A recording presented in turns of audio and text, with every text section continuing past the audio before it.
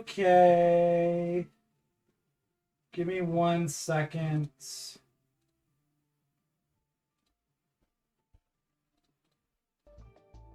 All right.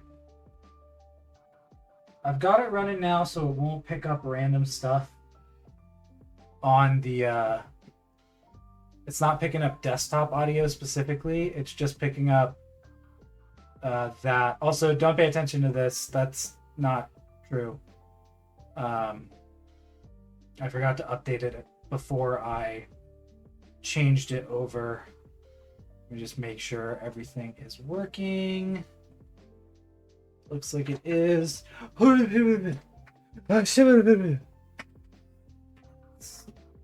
I've been doing Silk Song stuff, so everything's weird.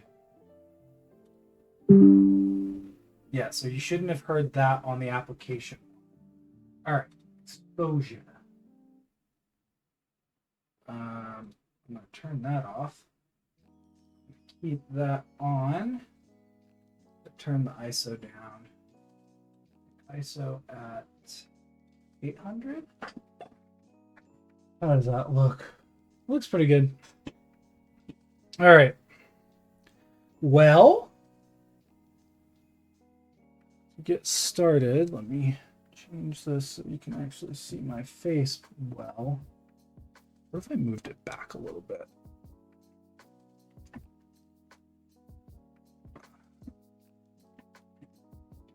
I'm readjusting the camera, so I'm sorry if it's a little shaky. It also doesn't really need to be zoomed in. Oh, yes, it does.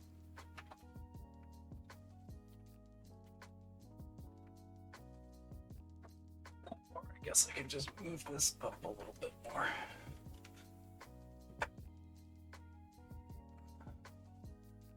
Because I really just need it to be above.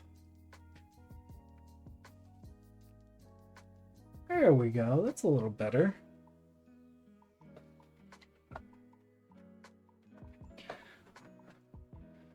Sorry, again, part of the stream is going to be me reacclimating to the space over here. Also, I can move this stuff over a little bit. Nice. Get this situated. Make sure I am centered. Okay. You should be able to hear me.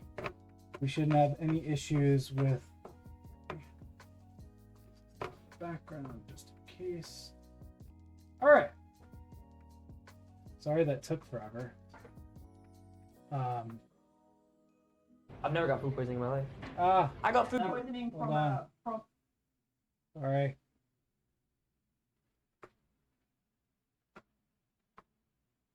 Oh, there we go. I should have done this beforehand, but I'm stupid. All right, now I should be able to put the music back on, and it should be fine because this won't have any sound to it. I'm actually also going to turn it up a little bit.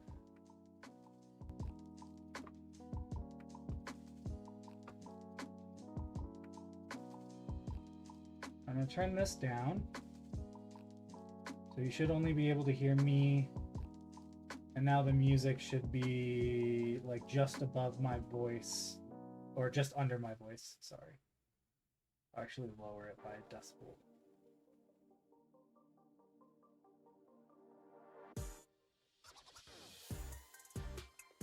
And it's still popping up. Here, I'll turn it back down.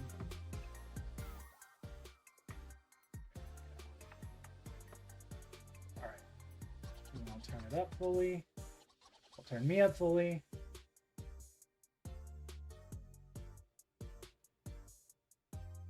It's still kind of popping up. That'll be fine. That's not the end of the world. Jesus, sorry guys. I'm a little scatterbrained. I came into this very quickly, so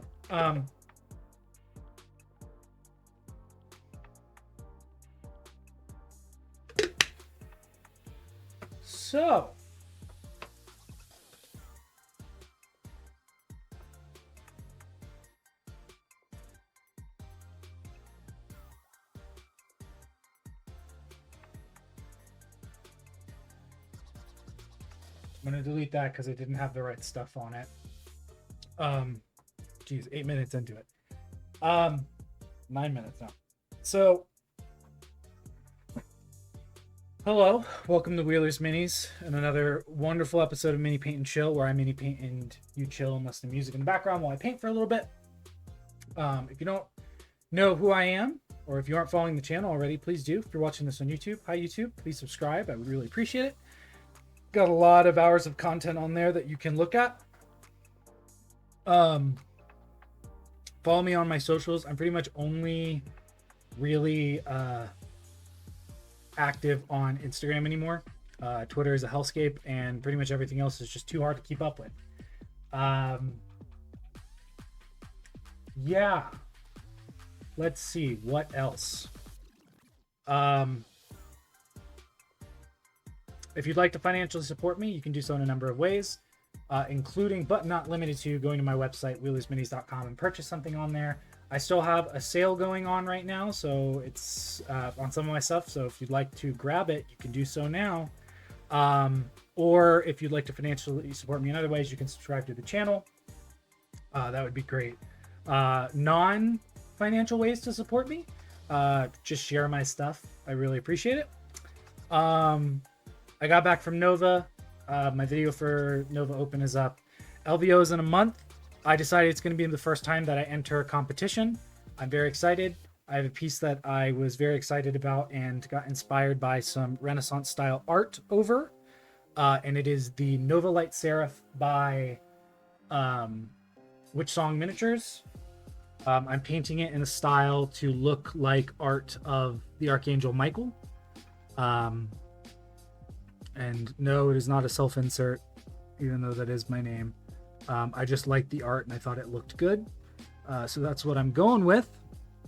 It's got a lot of reds and blacks, so I'll show you what I've got so far. Just got some red on it that I definitely need to clean up. I was just kind of get preliminary stuff started. A lot of the dots and stuff on here and the lining, specifically like the lining in between, is going to be gold. But the rest of the armor is going to stay black with a little bit of a greenish, like greenish gold highlight to it. But it's going to be non-metallic metal, which I'm excited about. It has a large like axe that I'm going to work on. And then the wings, I was considering doing the wings in gold, but I got the idea, if I'm doing an angel, why not do a biblically accurate angel? So these are all going to be eyes, which I'm super excited about. And then the threading is going to be gold. I worked on some of the light pieces right here, the spines of the feathers. The feathers are going to be kind of like a in like ochre tan color. That fades kind of like into a reddish brown at the edge. That's why I base coated it with the airbrush in this kind of reddish brown, reddy brown tone. So that's the idea. I think it's going to look pretty good. It's on this base, which I'm considering either putting on the base that came with it or getting a plinth and putting it on the plinth. I need to reprime this so I can get those pieces that I put the green stuff on cleaned up. But yeah, it's a fun piece. I'm excited about it. I'm probably going to get like really heavy into it after this weekend, because I'm doing a wedding this weekend. But yeah.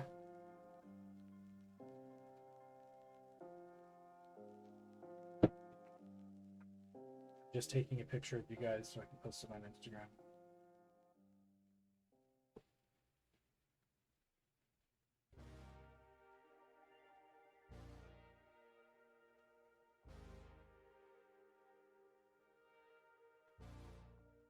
But that's kind of where I'm at. I've got some more colors coming in that I wanted to use on it that I thought I had, but I didn't. I didn't realize that the primaries that I got from Chimera were shifted primaries and not the primaries that I specifically wanted. So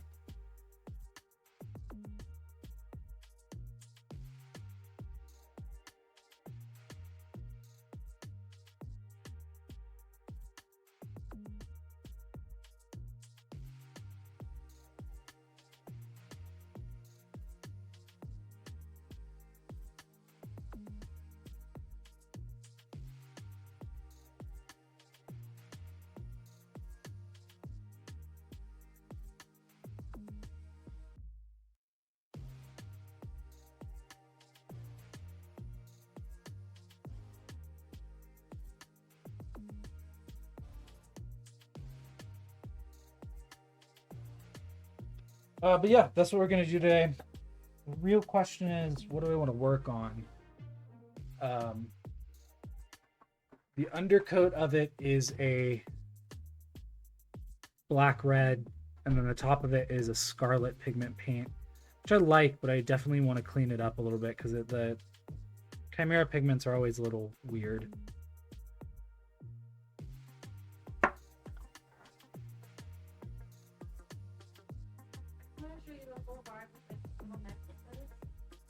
I love it. It looks very pretty. This is the exact reason why I need a gold wedding band, because the black one looks terrible with my outfit.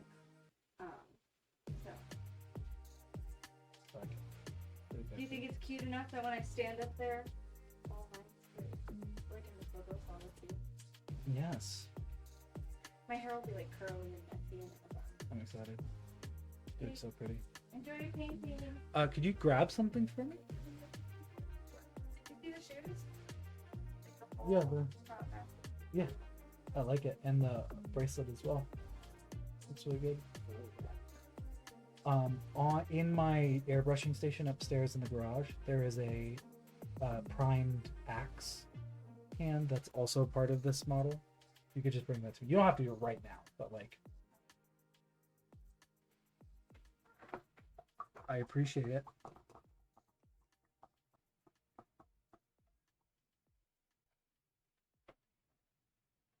I gotta take another one of what?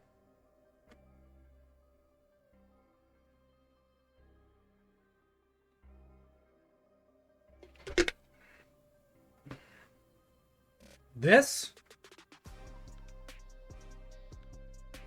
I'm excited. It's got some inconsistencies on the print, which I'm a little frustrated about, but if they knock me on that, I'll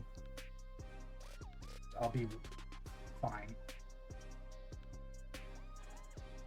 Hell yeah. Thank you, Jamie. I appreciate you coming to stop by.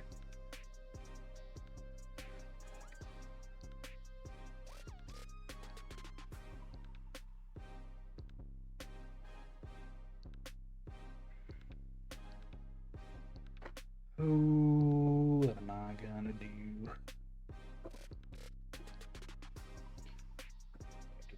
Just clean up a little bit, 'cause I'm very bad at that.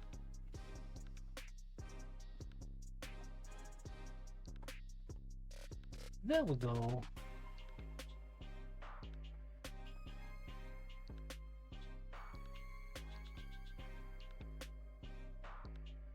Oh. I can't. My phone's dead. No, it's not.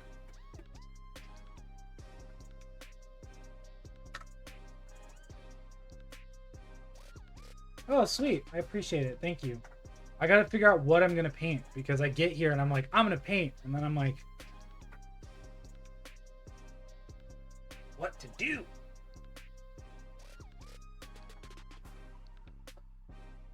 I did kind of finish this guy up.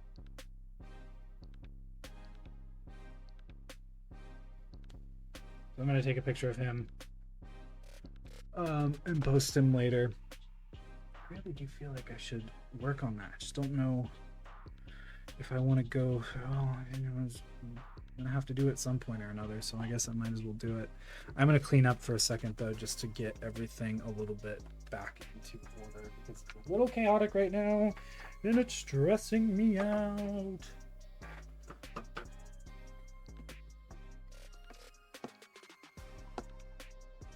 What's I using these for?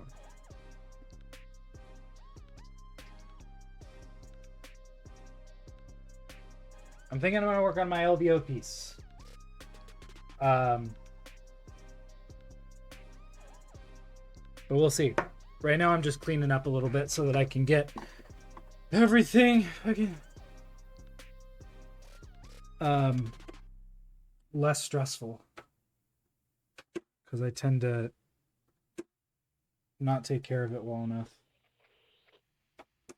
And I need to make sure I get better at that. Alright, warm reds up front. Red forest. You're a fun thing.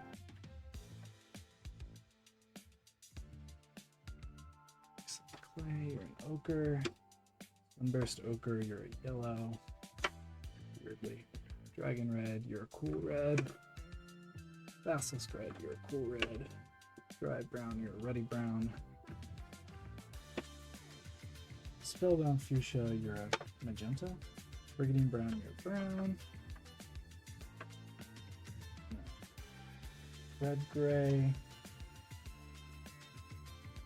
Black brown, warm brown, red oxide. Okay, I think everything is back to its spot. But yeah, I'm just gonna paint a little bit for a couple hours. Oh, I need to pull up the picture for reference.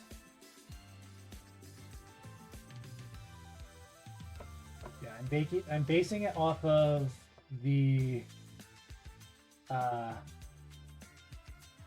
a picture that I saw that I really like. It is Saint Michael Archangel from about 1470 by Pedro Garcia de Benavara.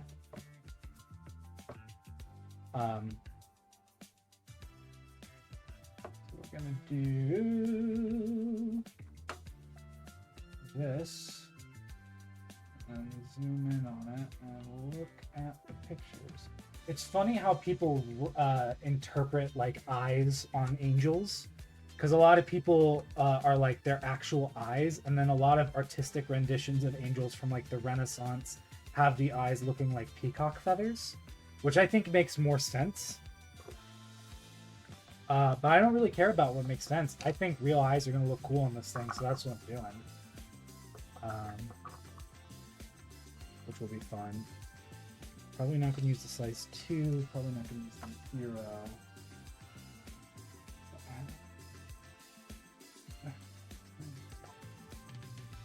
The wontons. Alrighty. Okay, so we've got like ochre near the top, going to kind of like deeper ochres, and then reddish brown, but not the same reds as the cloak. And lots of gold and kind of like greenish brown, black, and black. It's going to take a lot more than today to finish this thing because I'm going to be working on it a lot. But I think it would be wise for me to just start working on the ochres on the wings for now. So actually, Midnight Olive is the olive one. Oh. I need Tainted Garden because I think that is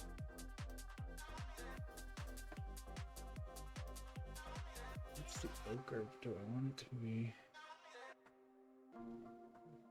I do. Okay, so we're gonna go Tainted Garden first. And this thing is gonna be a pain in the butt because all the Army Painter ochres are always so thick. Let me turn this up too. So ambient color. If you have any questions while I'm painting, feel free to ask them. If I don't respond right away, I am not used to having people in chat, so I will do my best to respond to them in kind. But I tend to get very focused on painting.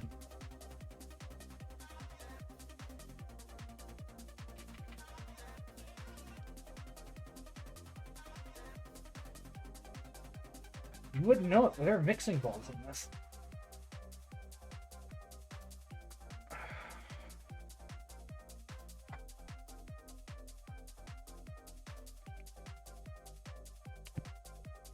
And this is... Hey, that's awesome. I'm glad you're here. I will do what I can to assist. And again, if you have any questions, just let me know. I'm an open book.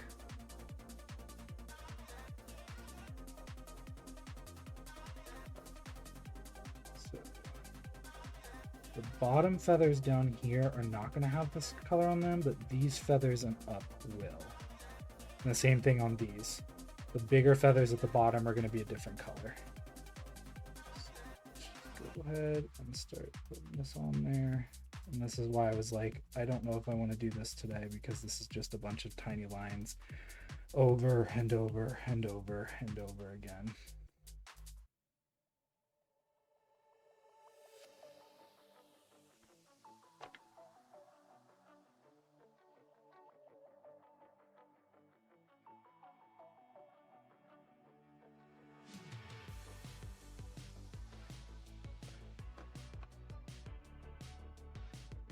Be a little bit thinner so I can get it on easier.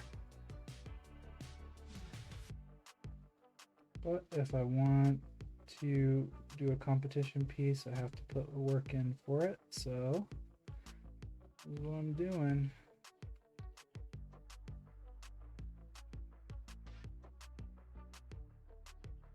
And then I did come up with the internal spine is going to be, I think it's the scarlet mixed with ivory to give me like a nice kind of pinkish tone. That's based off of the artwork that I'm looking at as well.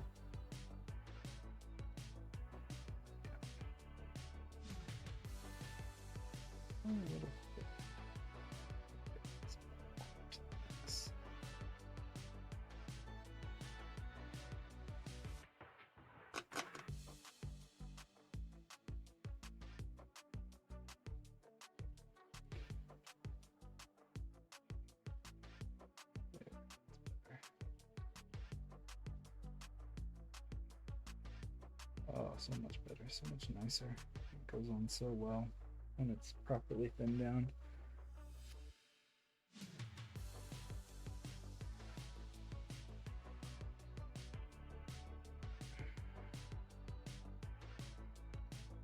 I was considering just starting it with a cooler tone on this side because I think this wing is going to be more in the cool toned area. But what I think I'm going to end up doing is just adding a filter over everything later on with the airbrush, like a really light ink, or some of that Chimera Velvet that I have. And we'll see how that works because I haven't really... I've used it a couple times now, and so far I'm really liking it. It works really well. It's very concentrated acrylic ink, so...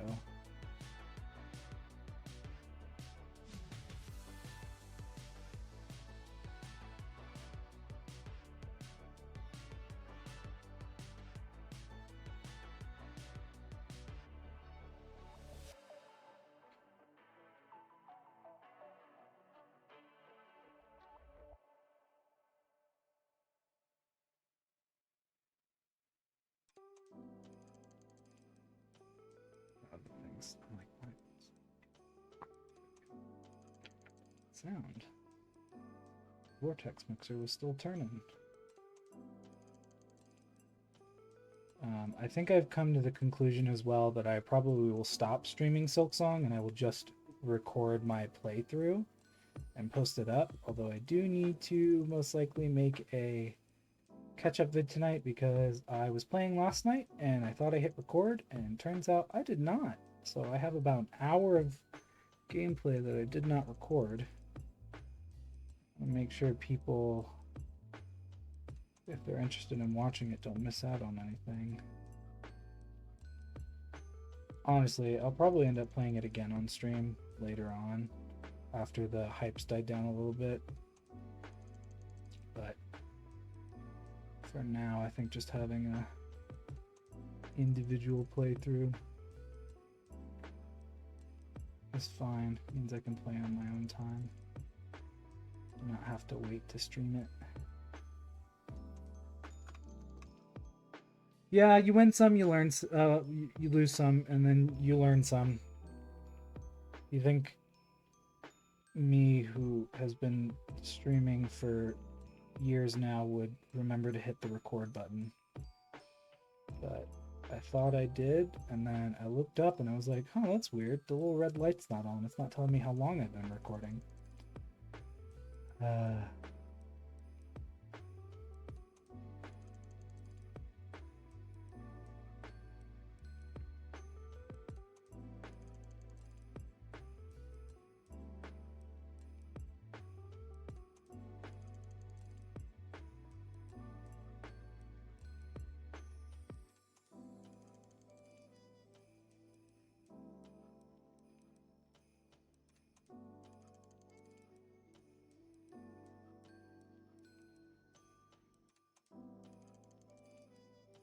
What's up, Billy?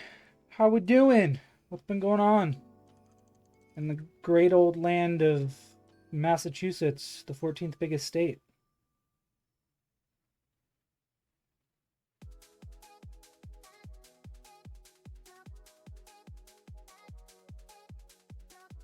Or at least the New England area.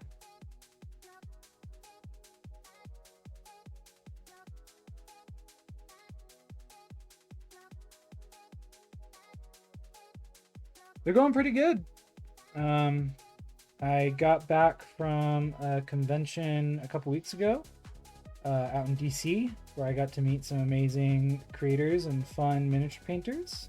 I made some friends, and now I'm working on my first ever competition piece, which I'm excited about.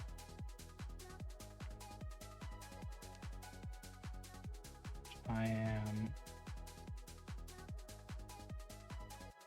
working on as we speak.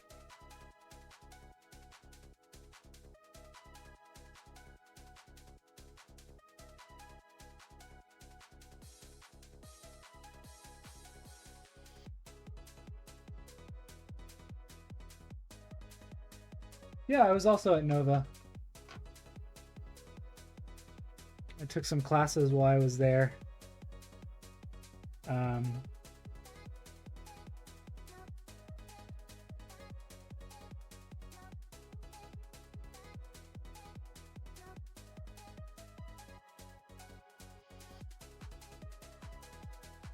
And bought so many things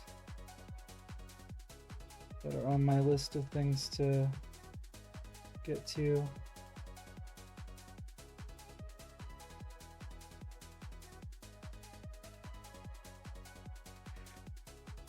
Realistically, it would be a lot easier to dry brush this, but I think because of the state of what I'm trying to do with this, I want to put in the work to actually like paint it fully in a way that like gets me used to, you know, doing the same repetitive motion over and over again, just to give my like brain practice of doing a repetitive task over and over again and seeing the result. Because don't get me wrong, like I have in the past done a lot of I've done a lot of like wings just dry brushing white over gray, and the result's really pretty. But I think for a competition piece, I just want more detail in it. And I want to be like, when someone asks me, hey, oh my god, is that dry brush? I'll be like, no, that's, you know, 30 hours of me just painting really tiny lines over and over again.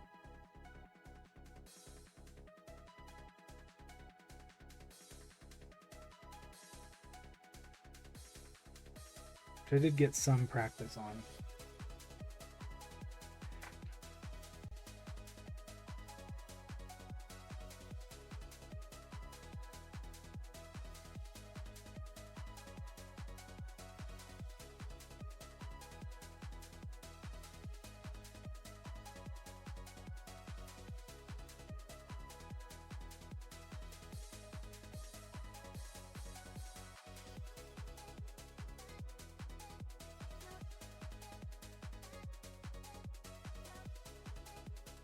That big mushroom guy I painted recently.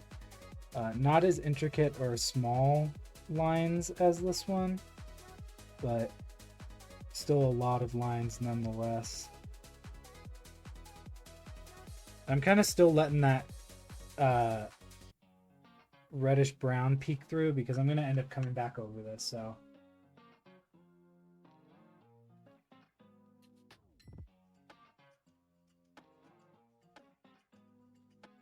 Yeah, it does take time. Honestly, that's the...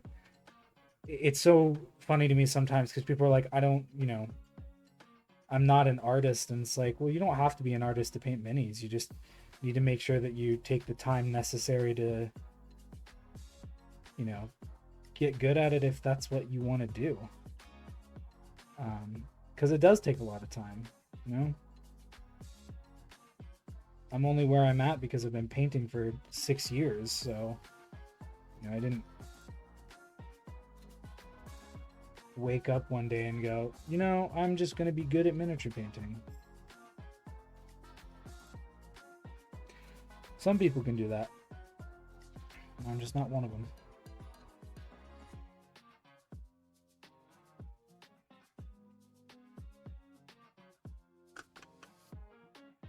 If anything, the classes that I've been taking have been a really nice reminder that, like, oh, I can do this for a long time, because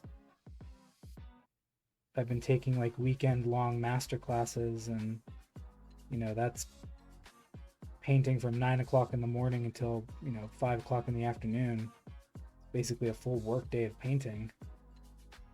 And I get through it and I'm exhausted at the end of it, but I did it, and that's pretty cool.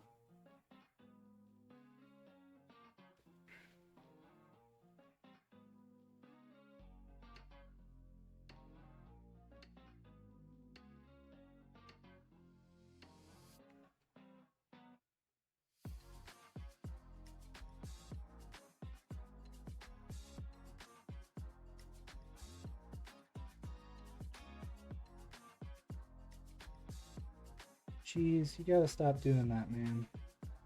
It's scaring the piss out of me recently. We moved my snake to, or our snake, to right behind my desk, and every once in a while he'll just climb up on the wall of his enclosure and then just kind of plop down. It's terrifying when you're not expecting it.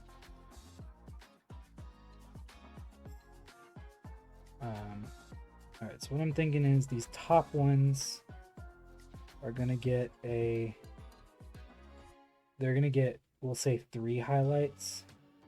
God, that means I'm gonna have to do this so many times. That's fine.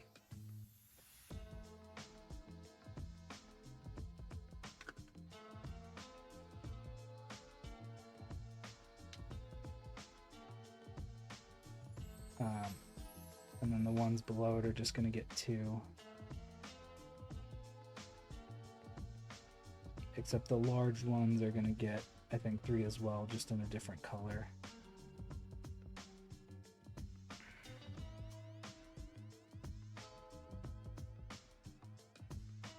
Luckily, it's just the internal wings. The back of the wings are going to be different because they are different on the artwork, and if I'm using it as an inspiration, then I got to stick true to it. So the back of it's going to be more design based, less of just these tiny lines over and over again. But we'll get there when we get there, because I still have the entirety of the other wing on this one to do, and then 2 more wings on the other one.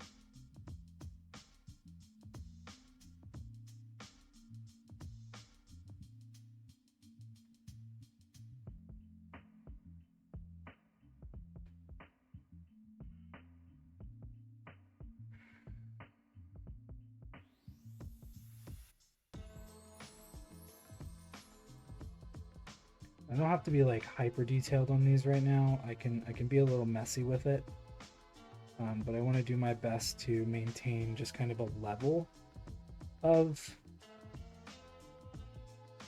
detail, so that way a little bit of that undercoat still continues to shine through.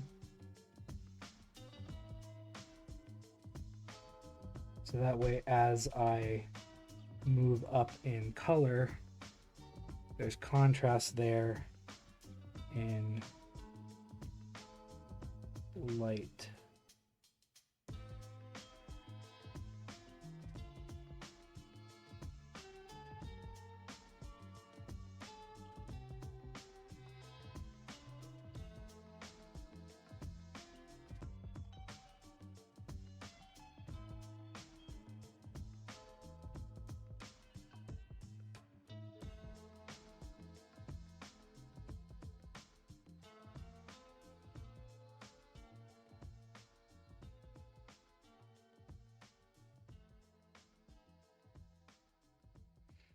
Also, the more you do stuff like this, the better your brush control is going to be, because when you're making tiny lines for 4 hours, or however long you usually paint in paint sessions, you're going to get really good at painting tiny lines. And I practiced this on a model I ended up not finishing painting, and I just reprimed and ended up selling the primed model. But I did a lot of like line work like this on it, which really helped me prepare for this. The best word for it is endeavor. This is kind of my only project for September. I don't really have anything else that I want to paint right now. I'm trying not to add too much to my plate. And who knows, when I get done with this piece, I may be like, hey, I never want to do a piece like that again. That's okay. Again, everything is a learning experience. When you paint something for the first time, you find out what kind of painting you like, and move on from there. Beauty of art is it's all subjective, and we get to choose what kinds we like and what kinds we don't. I just thought that this would look cool.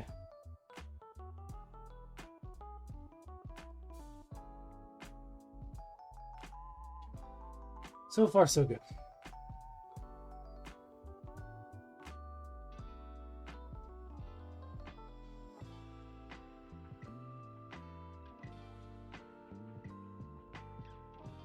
Luckily, the bigger feathers down here, I'm going to have an easier time picking out because they are larger, which means the texture is going to be more apparent, which means I can just follow that texture on the wing itself. But I still want that kind of overall tone to hit. And the, what's up? How we doing? The picture that I'm basing it off of has this like being basically completely like ochre.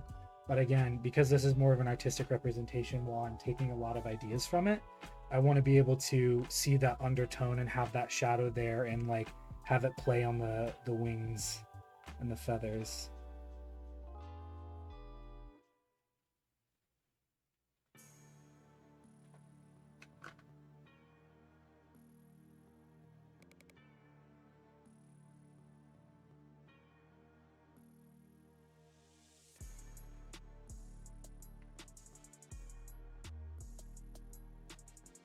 And if I get a little bit on the spines, that's fine, because I'm going to come back over those later with that scarlet and ivory I was talking about earlier to color it, because that's kind of what the colors are in the art piece. And I did a little test of it on here, and I kind of like the way that it looks.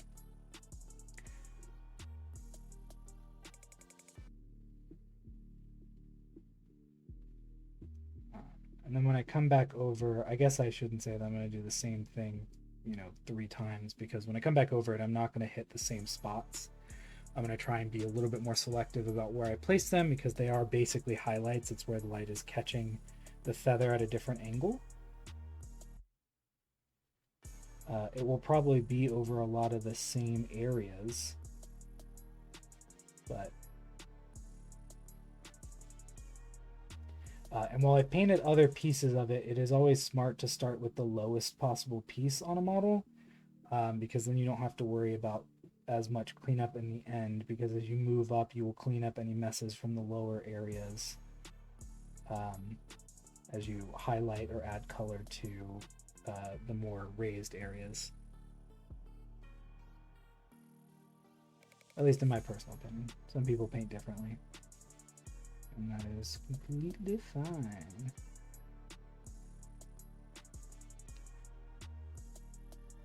Oh,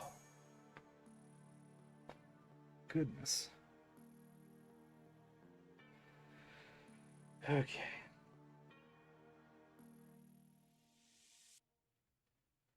I'm not gonna lie, we may get done with this wing today. And you know what? I'll be happy with that, because that means I won't have to do the wing on my own. I'll have you lovely people here to help cheer me on as I paint these minuscule lines over and over and over and over and over again. But by Joe, it'll be worth it. This thing will look goddamn gorgeous. Hopefully.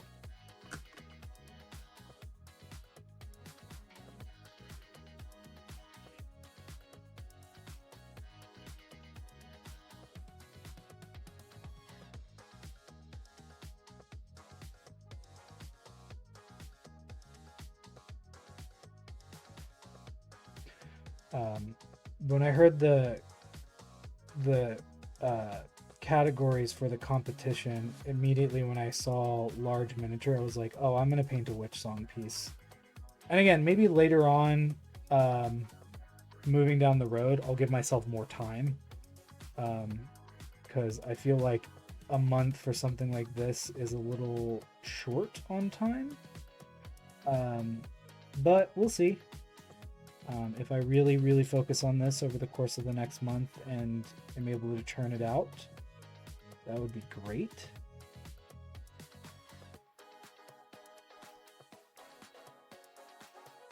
And who knows, I might win something. And even if I don't, maybe the judges will be like, hey, this is great, but these are the things you should work on. And I'll be like, cool. And then I'll work on those, and then I'll re-enter it in another competition. And maybe at that competition, people will be like, wow, this is incredible work. And I'll be like, thank you so much.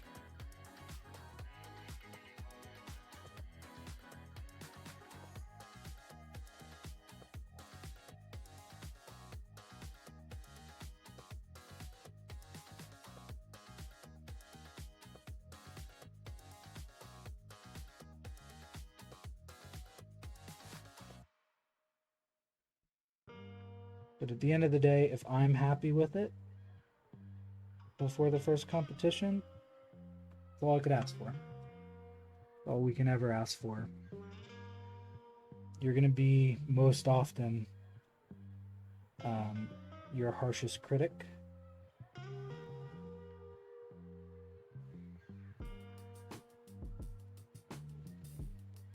So at the end of the day, if you finish a model and you're happy with the way it looks, enjoy that. And then if there's a part of you that's like, I know I'm not a master, so I would love to hear what the masters have to say about it, go ask for your opinion, or their opinion. There are a lot of wonderful Patreons out there that are by miniature painters that are specifically made so that you can post your work and they can give their opinion on it.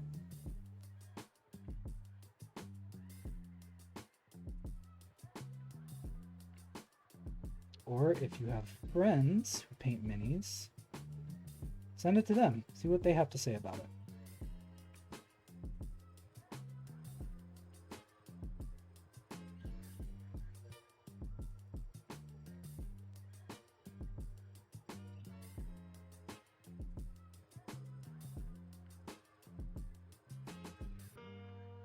I'm honestly surprised I've been doing as well at getting to the messages that you guys are sending in a timely manner. Usually, again, I'm really bad at that. There was one time where someone messaged me and I didn't look up for like 40 minutes. Sometimes I just get really in the zone.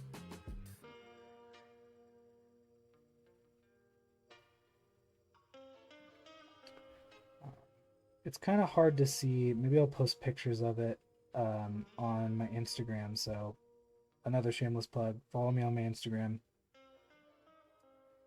And you too can keep up to date on all the happenings. But I'll probably post a picture of this so you guys can see. It's like very subtle in the textures right now. But as I add more of them and more layers of them, as I kind of move up in color, you guys will start to notice it more, and it will kind of become, it's almost like a trick of the eye. It'll be a little messy, but at the same time it'll look more natural, and that's kind of what I'm going for. Old school art of wings is very interesting.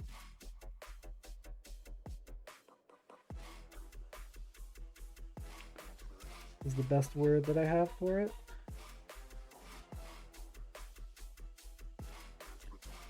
Right now I'm just kind of going over some of the pieces that look like they may not have gotten as much love, or I may have missed them up here, putting some color on them. Oh, one thing that blew my mind recently was the idea that you don't need multiple like colors. If you start out with a very interesting undercoat and use the same highlight tone diluted down in multiple coats, it'll almost create a natural blend up to that, and it'll look like you used a bunch of different colors, but in reality you've only used two, whatever your base coat was and whatever your highlight tone was. But using the kind of translucency of acrylic paints, you can like fool the eye.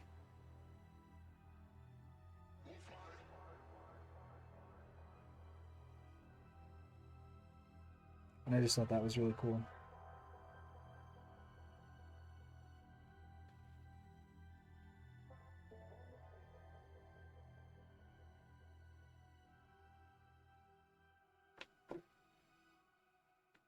Yeah, right now it's very subtle.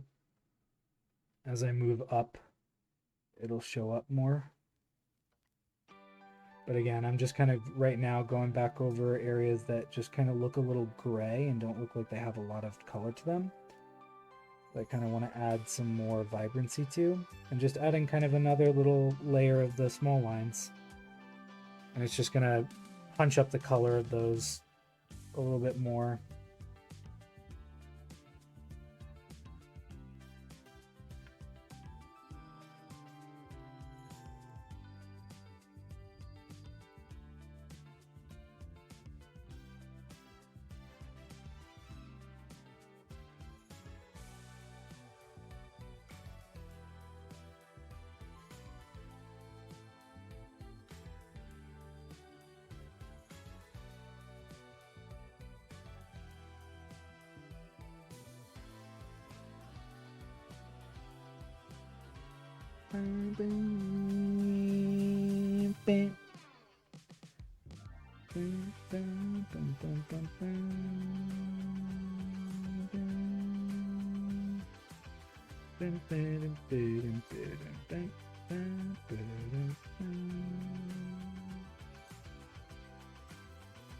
And again, the top's going to have kind of like a cutoff because the color that I see kind of almost bleeds into the top. It's like this dark, like chocolate brown with a little bit of red mixed in.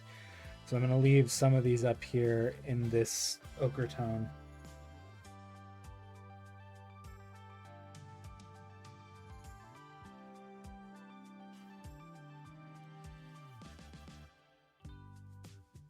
But then kind of have a really sharp defined line of it. So this is basically it. This is just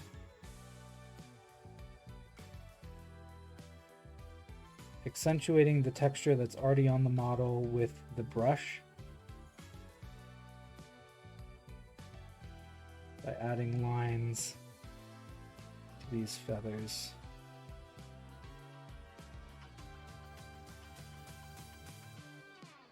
Like I said, if you're not doing this for competition, you can probably just dry brush on this and it would be fine. But I really want to push myself for this piece to kind of help accentuate my ability and just get me used to painting like this. I do commission work at times and I want people to have the best work that I can do. And sometimes that means doing thousands of tiny lines over and over again.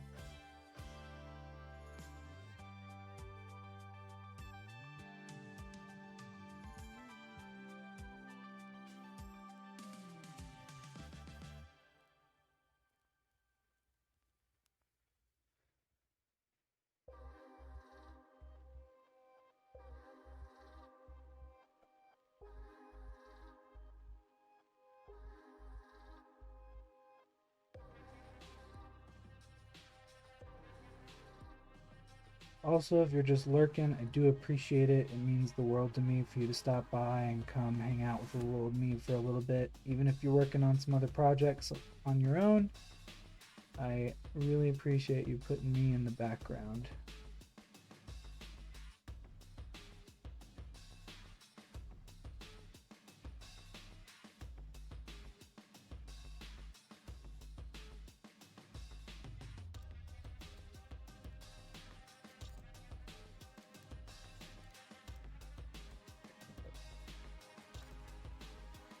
Yeah, of course. I do my best to share the information that I have. When I was growing up, I really wanted to be a teacher, specifically a professor, because I love the idea of teaching at a higher level. But I love sharing knowledge. I think it is an unfortunate lost art. And I think if more people were willing to give the information they have to help others, the world would be a better place. And I know this is mini painting and it's small, quite literally. But it's a way that I know I can give back to the community by sharing the information that I get from classes that I can take and things like that.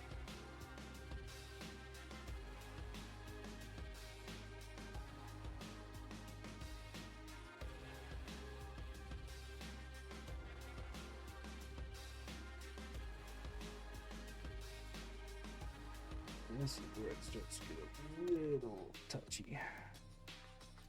These feathers are a wee bit smaller.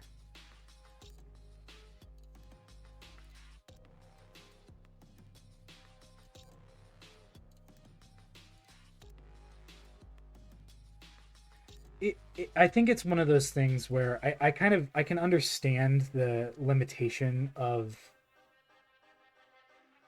YouTube videos, because like it's the idea of while there are people who like very in-depth things, they have to like draw people's attention to them really quickly and not have them lose interest halfway through. But I agree with you. I think, being able to go in depth, and that's why I don't think I'll ever do YouTube tutorial videos. I do like small videos of things that I get from time to time, but I like the streaming aspect because then people can come in and it can kind of be an open conversation, and you can ask questions. You can be like, what do you mean by this? And I can be like, well, this is what I was like trying to say by it, and like here's a representation of it. I've been having a really fun conversation with someone over Discord who's been kind of keeping me in the loop on a piece that they're doing and just been asking me questions. And it's really nice because like you can have that communication with someone and be like, hey, yeah, this is, there's no time limit on my ability to help you. I will get and respond to you as quickly as I can and move forward with it. So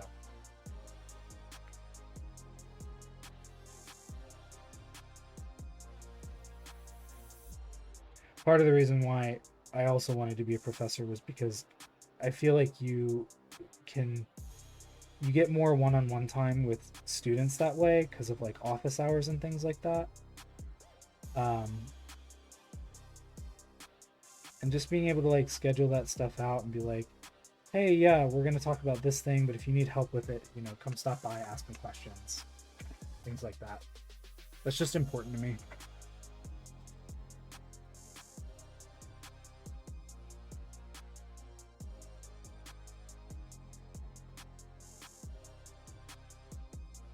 This is where it gets a little touchy because the lines aren't as defined and these feathers start to get really, really tiny.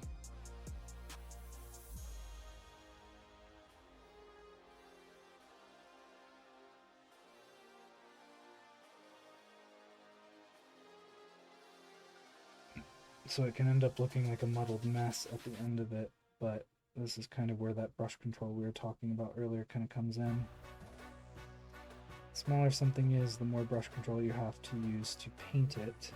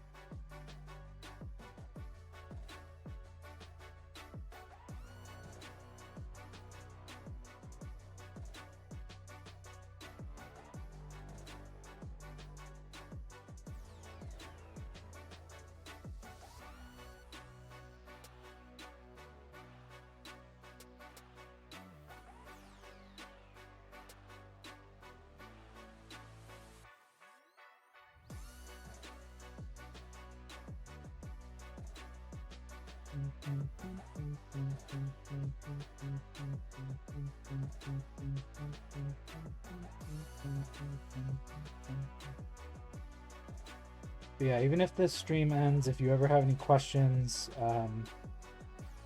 just shoot me a DM on Instagram or anything like that. And I'll do my best to respond in a timely manner. Because I don't...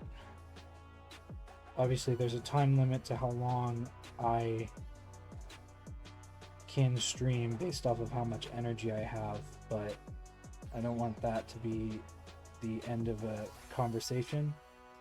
And I don't want people to have to wait to be like, oh, I gotta wait till Wheeler streams next to ask him the question that I didn't get to ask him.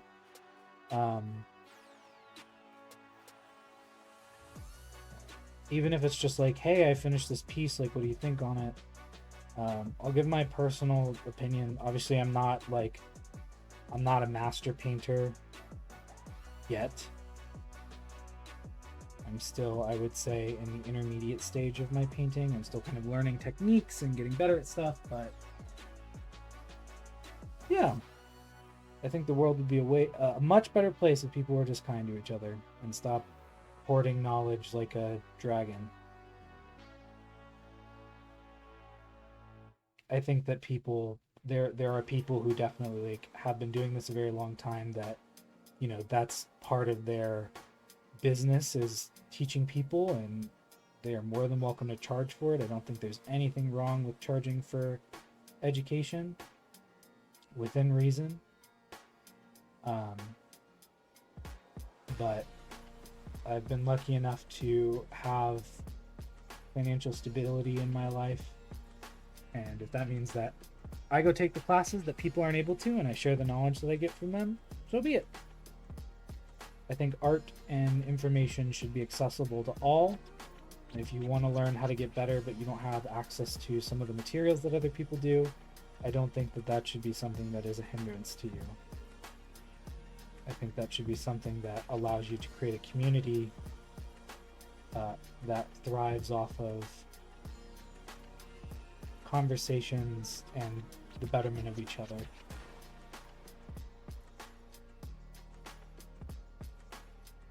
Just personal beliefs. What's up, Serena? Thanks for coming in.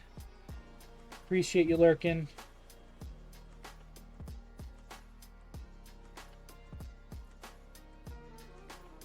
Yeah, I've already been doing this for an hour. Like I said, we might finish this wing and get on the second wing a little bit, but it's just gonna be this, and hopefully I'm on screen. If I'm not on screen, I'm gonna scream.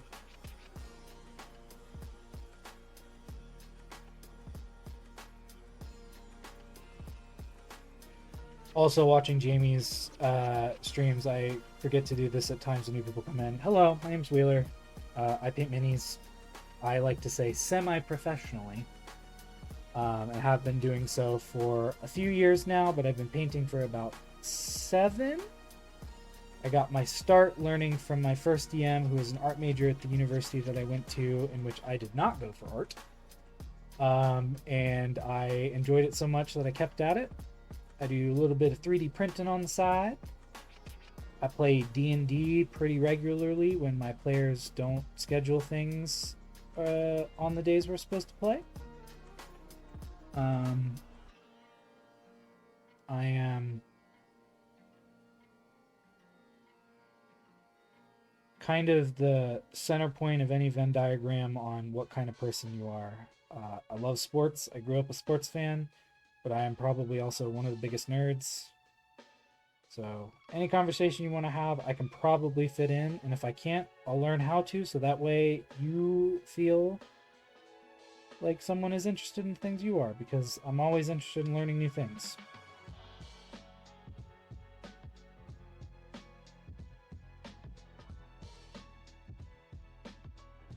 And hopefully, after LVO, I'll get to say the same shit that Jamie says, which is, I'm an award-winning miniature painter. And if not, as soon as I am, I'll start saying it.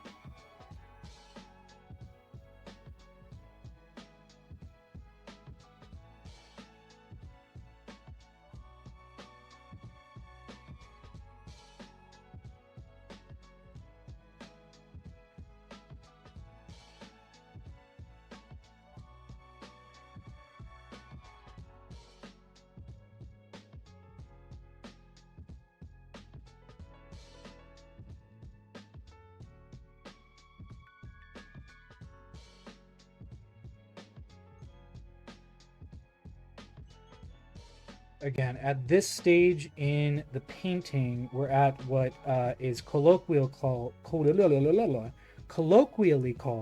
the ugly stage. It's not gonna look good. It's gonna look kind of garbo. It's gonna not make you feel great about painting. But I promise you, if you get past this point and you start getting into the higher detail and things like that, you will realize, oh shoot, I'm actually good at this thing. There are so many times where I look at pieces and I go, God, this makes me feel like I am the worst artist on the planet. And then I come back to it like 3 days later and I start painting it again, and I get past this stage where it's just kind of like, meh. And I go, actually, this looks kind of good. I just had to get past that stage that makes me feel like it doesn't look good when it actually just needed some more work.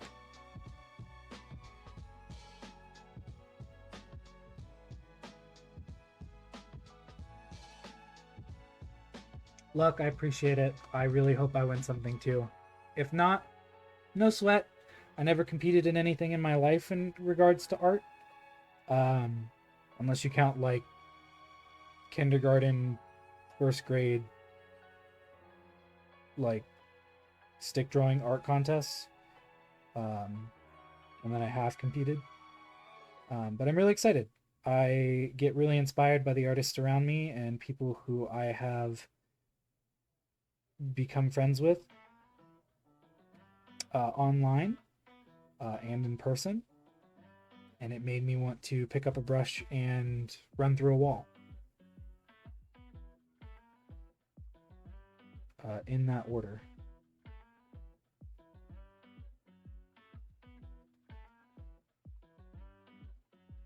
Comparison can be the thief of joy. But if you choose not to compare yourself to the art of your friends and you use it as inspiration, man, there is no ceiling for you.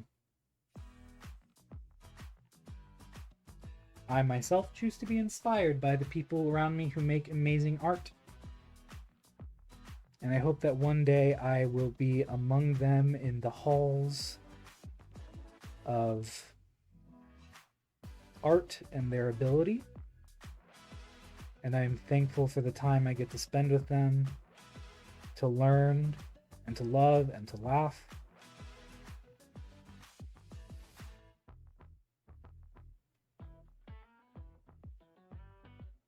And I hope in some way I can make them laugh or make their day better, at least once in their life.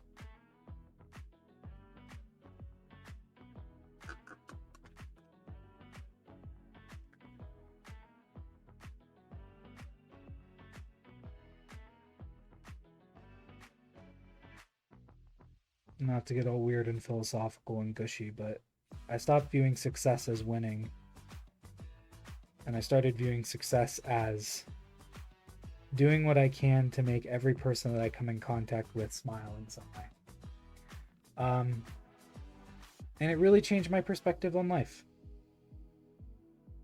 I think especially nowadays, it has been very easy to fall into the doom and gloom and hate mongering and kind of bullshit that our world is going through right now. And I don't need to add to that. In fact, I should do everything I can to fight against it. So I'm going to do what I can to make your day a little brighter. And if that's sharing mini painting tips, boy howdy, do I have that on lock.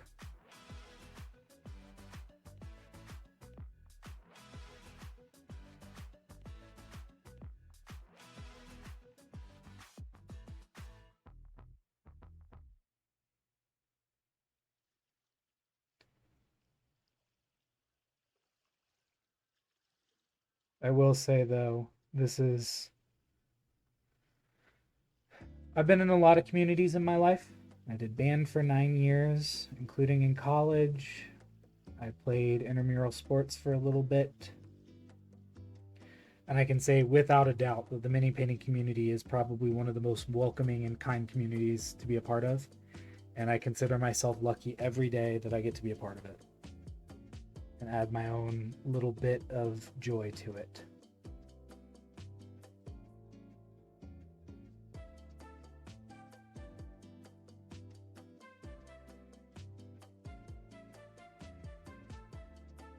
Really? That's all in part to my first ever DM, who asked me if I wanted to play Dungeons and Dragons, and all I knew about it was that was the nerd game. And my stepmother said don't play it because I grew up in a very conservative household, and she was convinced that it was a pathway to the devil. But I ended up doing it, and turns out it became one of the biggest parts of my personality. And now I get to tell stories for people and share my imagination with some of my best friends. And I don't think you can get much better than that. Sharing what you love with the people that you love is a joy unlike any other.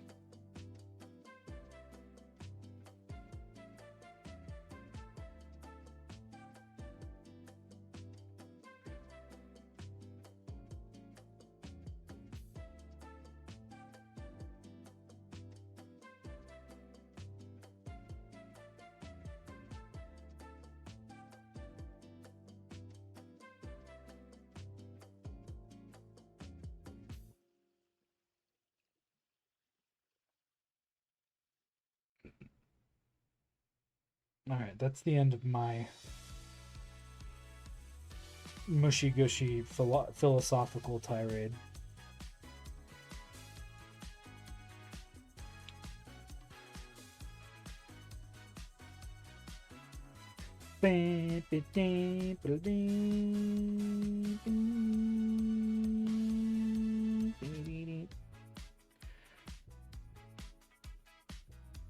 I always laugh when I get asked by, speaking of talking about stuff, I always laugh when I get asked by random people what I played in band. I was at the dentist the other day, and the dental tech was like, oh, what did you play? And I was like, oh, I played tenor sax in high school and college. And he went, oh, I played tenor sax. Not in college, I played it in high school. I'm like, oh, that's awesome. Weirdest place to meet another person who plays the tenor sax is at a dentist office when they have a suction tube in your mouth to suck out the spit.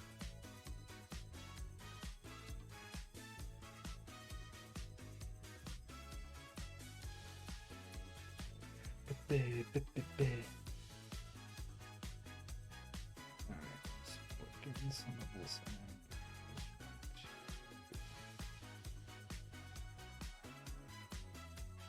And again, because the backside is going to be a little bit different and I'm keeping some of that tone in there, I'm not going to go too hard on this color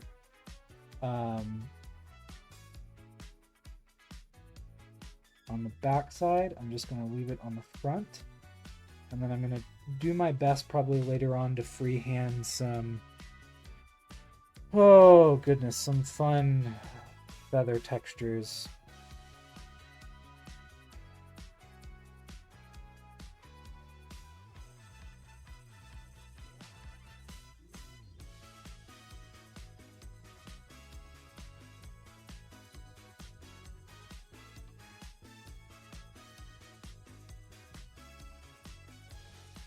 And hopefully it looks good. I don't really freehand at all because I'm not a traditional artist. I only do this stuff. But hey, you don't get good at something by not doing it. So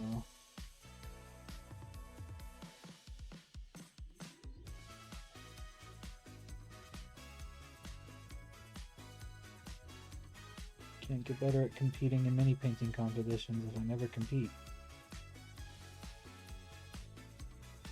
It is very subtle.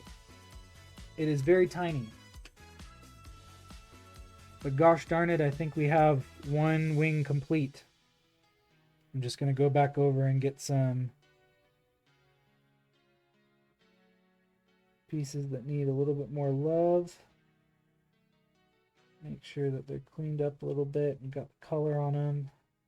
Again, I want this color there, but I still want some of that like rich reddish brown to peek through. But I don't want so little of it that it doesn't show up. And again, it'll show up better once I get higher colors on there. But I think especially with like the eyes, and I'm thinking about doing a,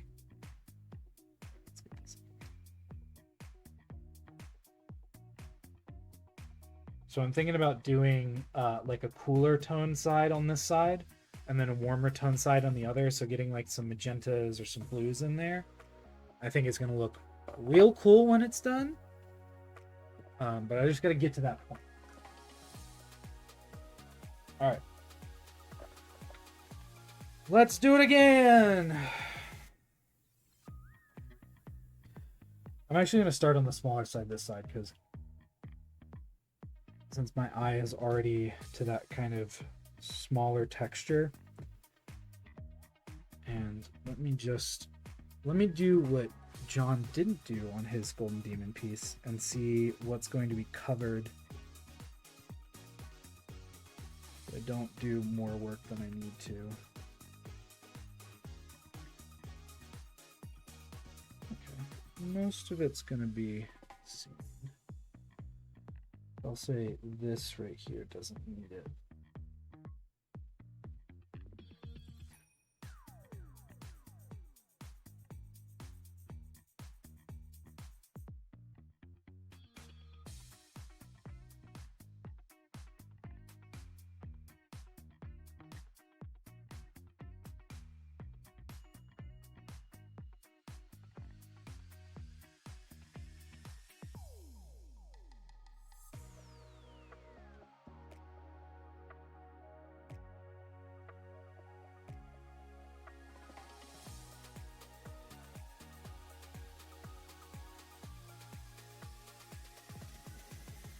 Is that my wife?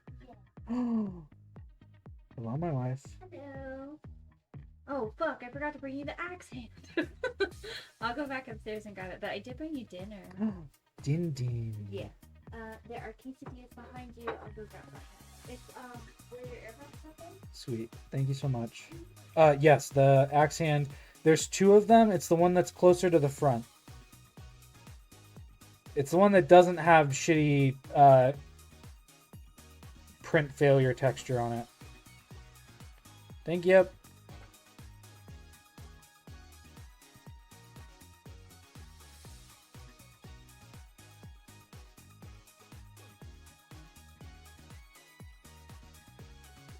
Oh, goodness. My back and my front. It hurts. But that's mostly because I went to the gym last night.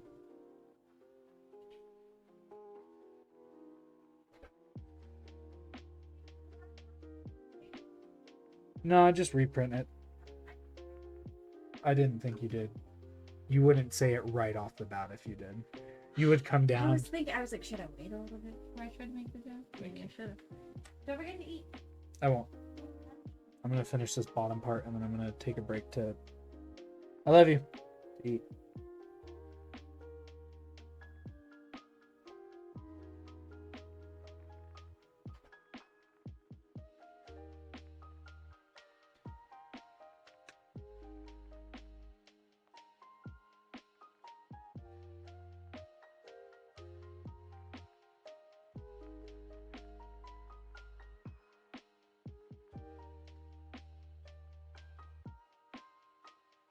What I might end up doing is I might go up a lot in the ochres and do like that prairie ochre or whatever the third one up is in that family when I get to that point.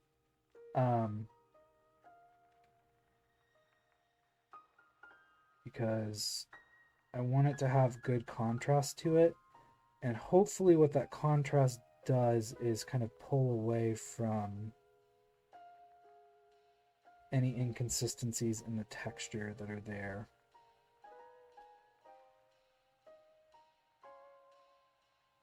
I guess we'll see what happens.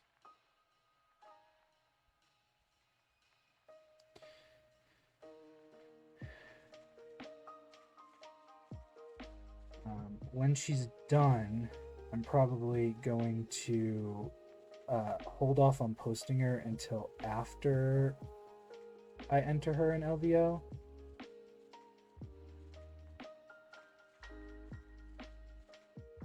Just to keep the suspense rolling, because why not? I also don't know why I'm being super delicate here, because I'm going to come back over this anyway.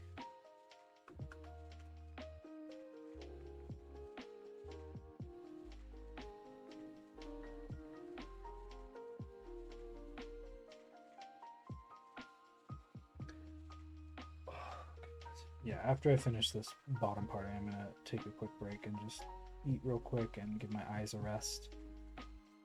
When you're looking at the same thing over and over again, jeez, does it just kill your vision?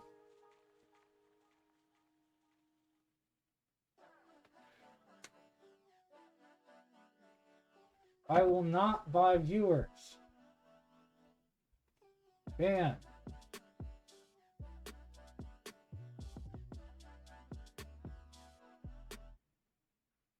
Ban.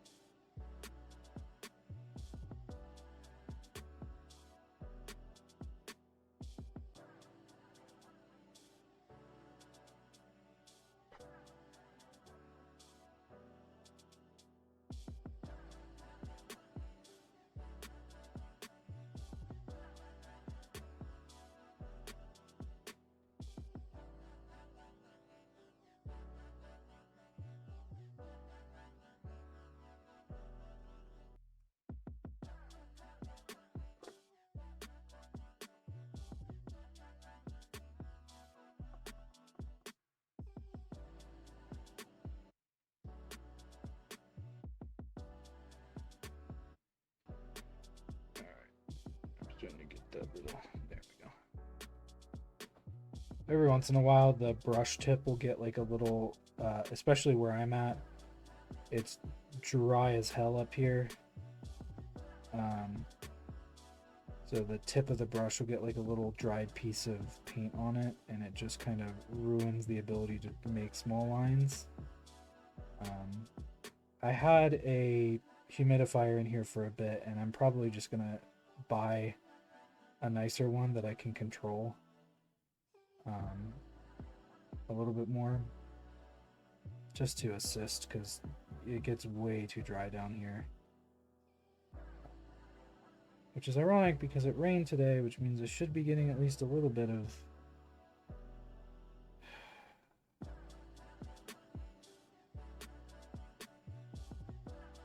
humidity down here in the basement, but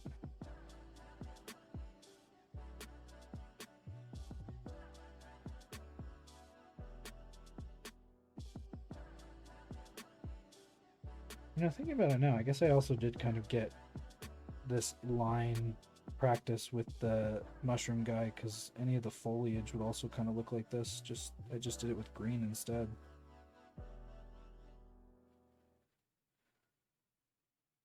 That's always the funny thing when you're like, oh, I gotta do this thing. And you're like, I've never had to do this thing before, and then you look at it and you're like, wait a second, this is the exact same thing as this other thing. It's just a different material. It's the same thing.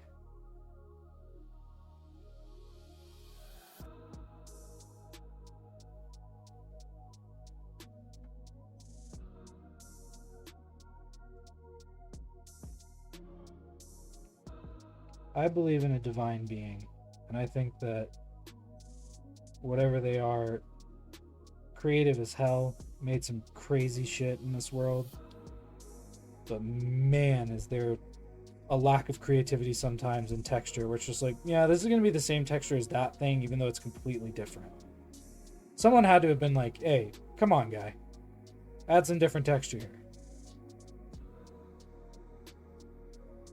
But no. Feathers and foliage look the exact same.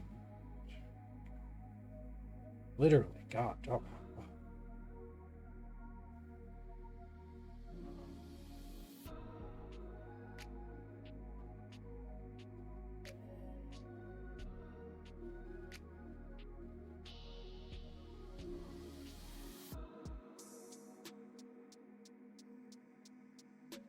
I am Chimera. Thank you for lurking. I appreciate it.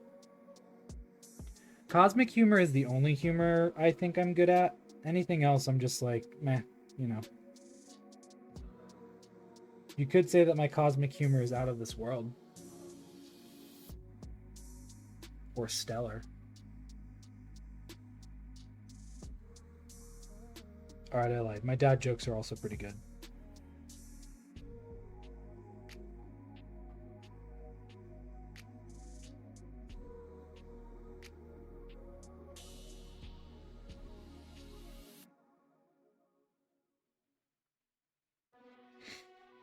Hey, at least someone finds me funny, alright? I get like a couple chuckles when I do this stuff in front of my friend group.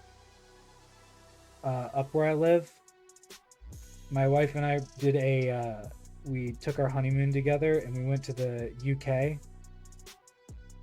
And I absolutely killed up there. All the British people we hung out with thought I was hilarious, and I was like, maybe we should move out here.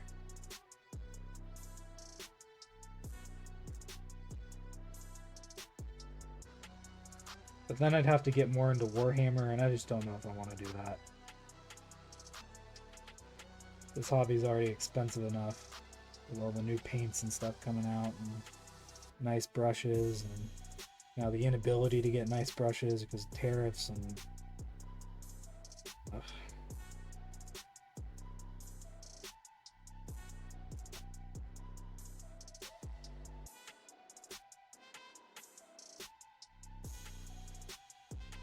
Honestly, that's pretty impressive. I'm not gonna lie. I also made a German laugh. One of the people that was at the thing she was German.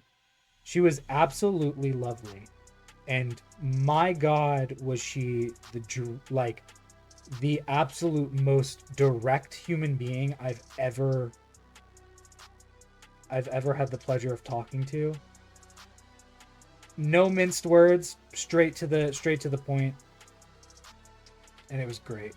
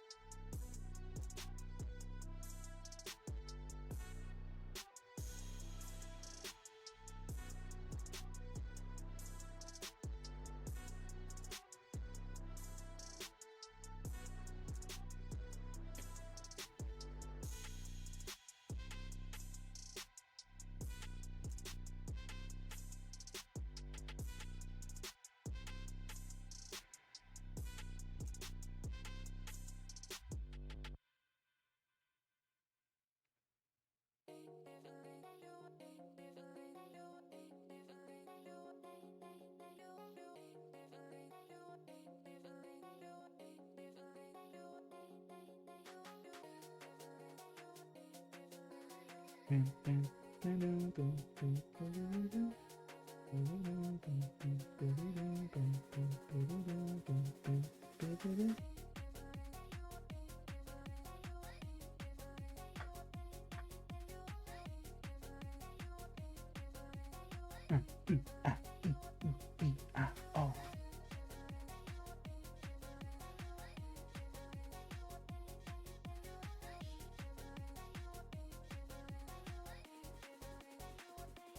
Dance party ensues.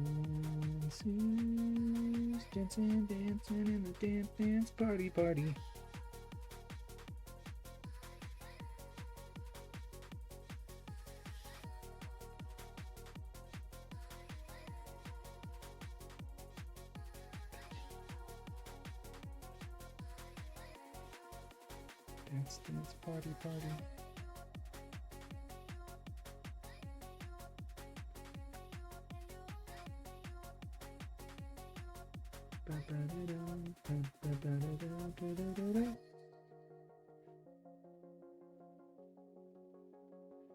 Oh, almost there. I wanted to get the little bit more difficult stuff out of the way first. That way when I come back to it after I'm eating, I just have a little bit of work to do left on these, and then that should be it. Probably all I'll have time for today, because I only paint for about 2 hours. I don't have a longer stream. That's just so I can fit everything in my day in. Trying to get back to it more consistently. I've just been out of town so much recently. I haven't really had an opportunity to just sit down and continuously paint. Oh, tomorrow my wife wants to go out to the club. Do that. Saturday we go get ready for the wedding on Sunday, and then I officiate the wedding on Sunday.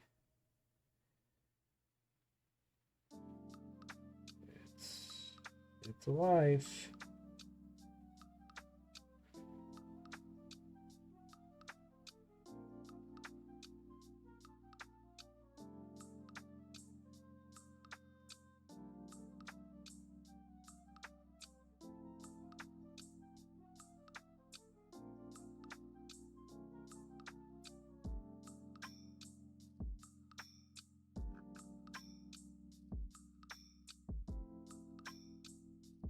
I'm very excited though, and I was very honored when my friends reached out to me, and by that I mean when one of them came over to my house to pick something up and said, "Hey, we'd like you to officiate our wedding," and I was like, what? Turns out, when you play D&D with people and they think you talk real well, they want you to do it in front of about 100 people.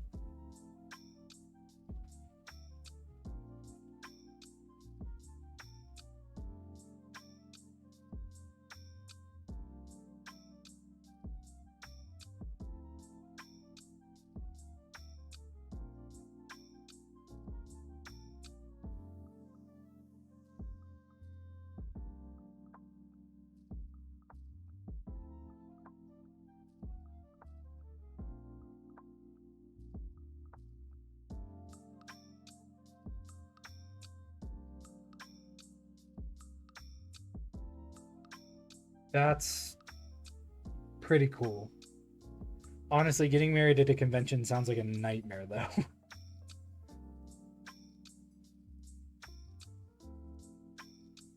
My wife and I got married on my cousin's property because she has like 50 acres in Tennessee, like butting up against the Smokies.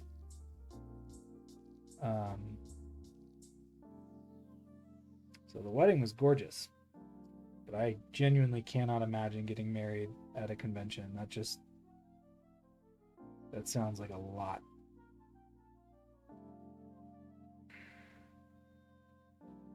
Although I guess you could make a meal out of it. You could be like, hey, if you want to be a part of this random wedding that's going on at Gen Con, $10 a ticket. Money goes to the newlyweds for their honeymoon.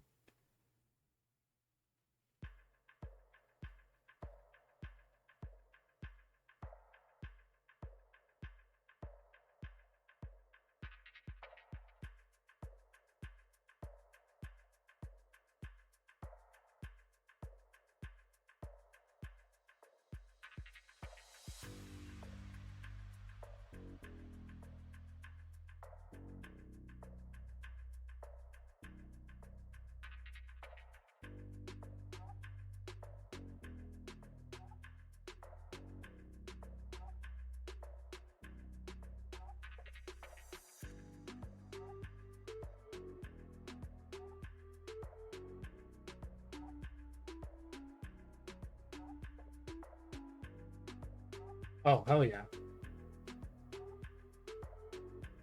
I feel like that's better because then you don't have, you know, a mass amount of attendees. Everyone's gone home.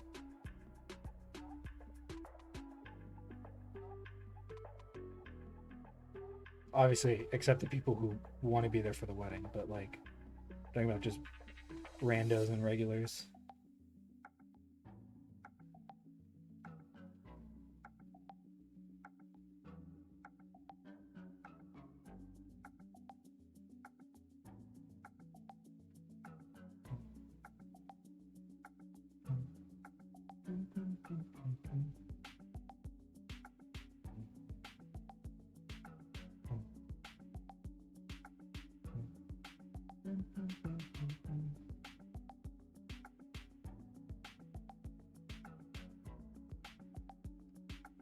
I'm just taking a second to clean this up.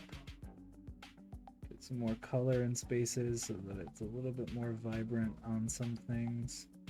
Again, I'm not super worried about the vibrancy right now because as I move up in colors, it's definitely going to get a lot more vibrant. But I still want it to be at least, you know, a little saturated with this color. So that way, as I move forward, it's got a good base to work on.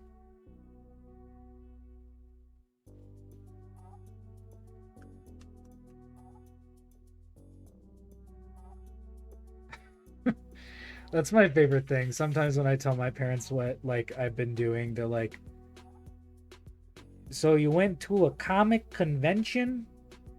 I'm like, "Yeah." And they're like, "Oh, how was that?"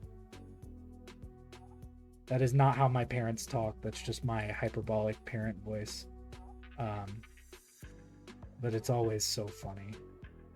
When you're not in the culture and you have to, as someone who is in the culture, explain it to someone who's not in it, it's always so fun.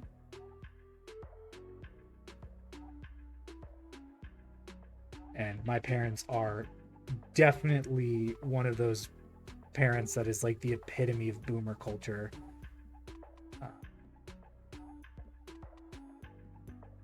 Unfortunately, sometimes.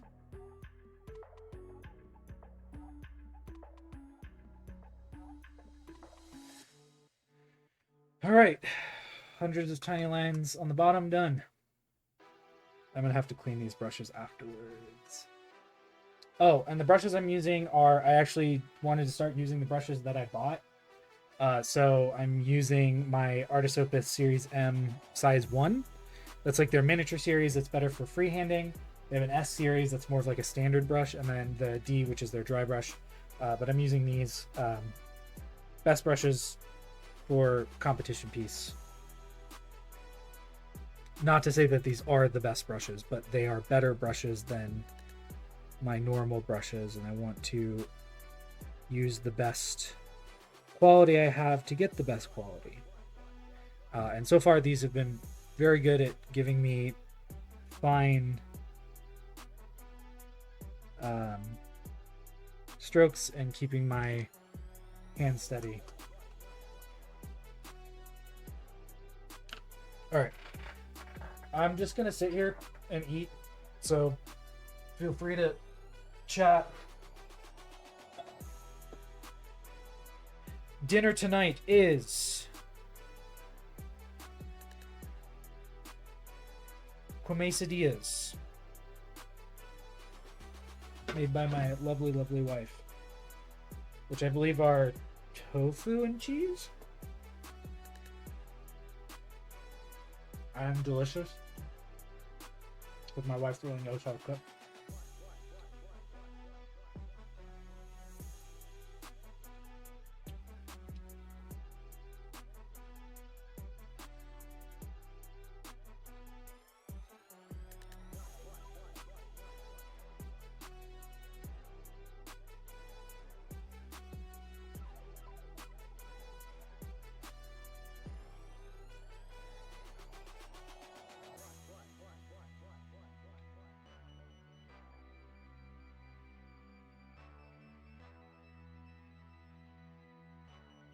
You think about it now, what I should have done is printed out another wing that I could practice on with filters and stuff, so I knew exactly what it was going to look like. I got to start doing that more. I'm so bad at pre-planning things.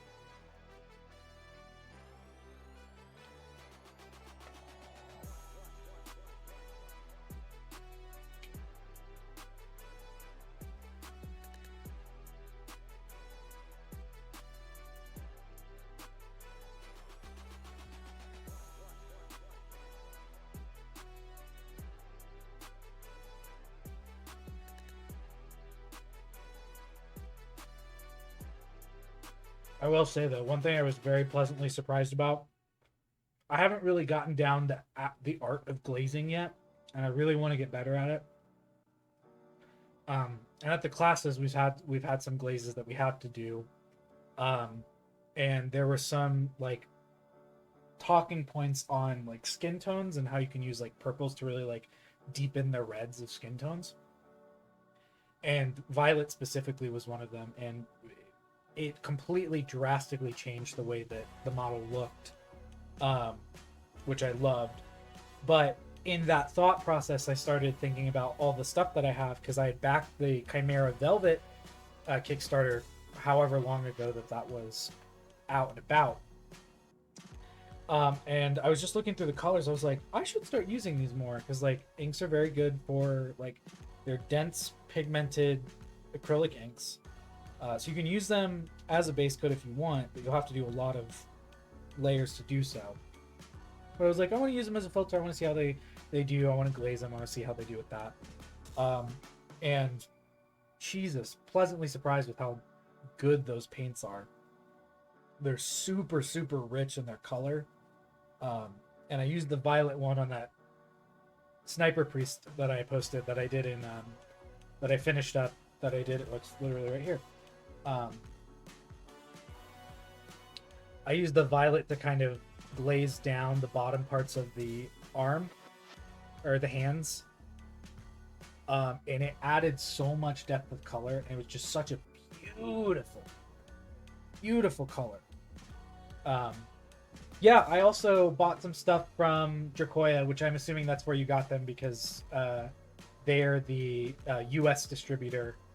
I got the Mark Masklin skin tone one that I want to work with, but the Velvet inks, I think they said that, yeah, I think she said that they just put the Velvet inks on the website. So if you want to try those out, please do. Also, Jamie, who was in earlier, she has a discount code with them. So if you use Daggers10 at checkout, you get 10% off. And it helps out Jamie a little bit.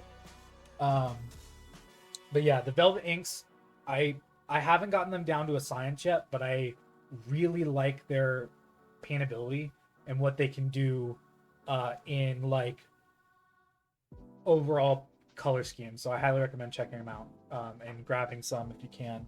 Personal favorites, the primary set is great, and then their skin leather and parchment one was really good.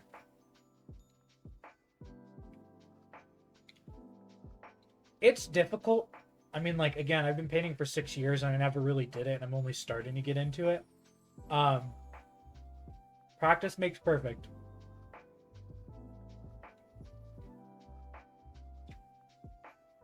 So I'm on that journey with you.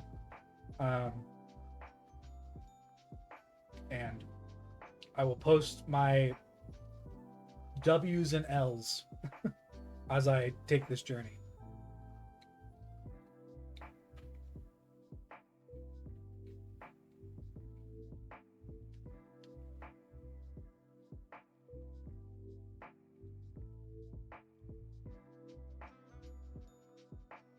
That's the thing. Painting and art, you're never wasting time. Everyone does art differently. Don Serratos, I think is his name, does a lot of stuff with slap chop and speed paints. It makes amazing art. I think it actually, when I first started, I was doing a lot of zenithal priming and just doing speed paints over that, and then starting my paint job from there. It's good practice because it gets your eye used to seeing shadows and seeing lights, and gives you a better idea of where they should go. And one of the things you hear a lot in classes, in YouTube videos, and everything is like, when we're painting, we are painting light. So it's a really good practice for it. I will agree with you. It's great for smaller stuff. Yeah. It's great for smaller stuff, and it's great for batch painting. And it can be good for larger models, but like, I'm with you on that. As you kind of like get into bigger models, you're like, okay, this is working, but I kind of want to step it up a little bit. So I completely understand where you're at. I'm right there with you.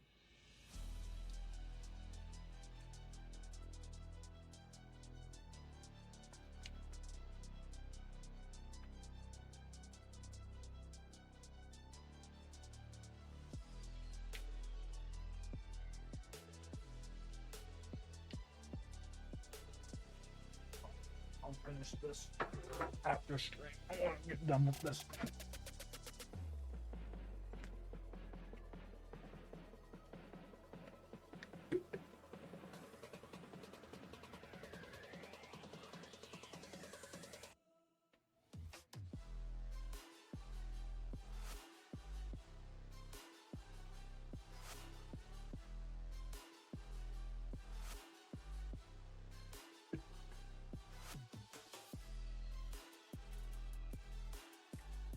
Usually like to swish around water after 8 before I start painting him, but I just got a new crown in. It's really sensitive right now. But I'm gonna wash these after this anyway. That's another thing that I'm bad at that I need to get better at, is actually washing my brushes when I'm done with them. Oh goodness.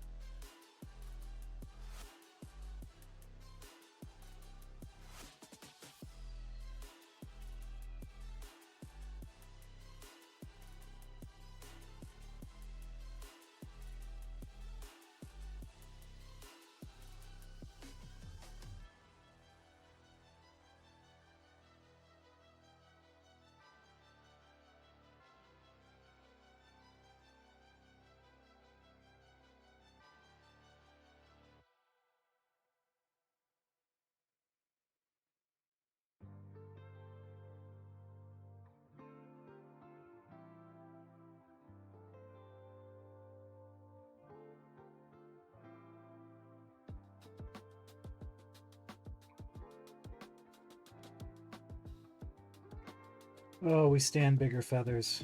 Goodness. So much easier to paint. The other thing too, as stuff gets smaller and 3D modeling, the sculptors tend to stop putting as much texture in, so it kind of gets very muddy, and it's very hard to differentiate in specific ways for the textures of like things.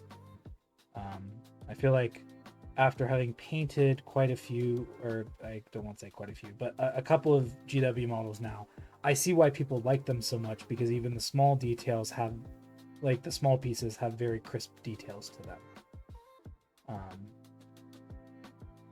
Versus some 3D printing can get very muddled the smaller you get, depending on the printer you have and what you have at your disposal. So.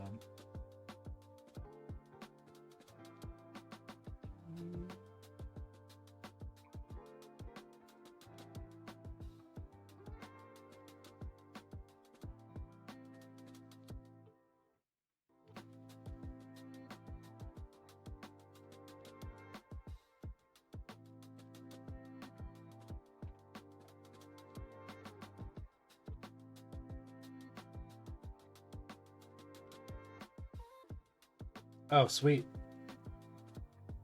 Yeah, I've got a couple of 3D printers, and they were in my office space, in a enclosed space for a while, and I'm pretty sure that's why I have some dead brain cells.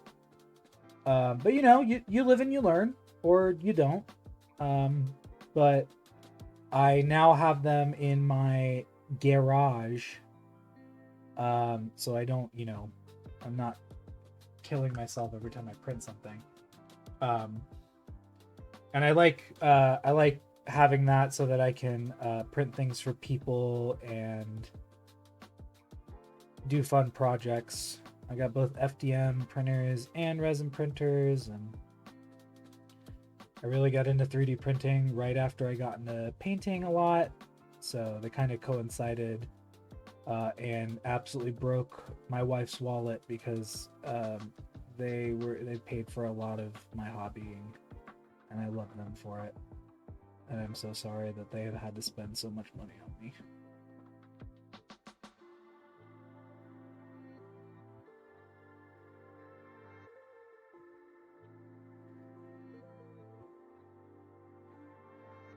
But it's a fun hobby. It saves me a lot of money in the long run.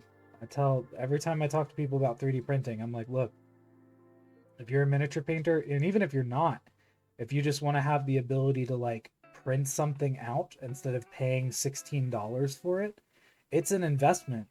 But those small $16 purchases will add up over time, versus I can print something on the FDM printer for the kitchen, like you know, our paper towel roll holder is 3D printed, and it cost me $2.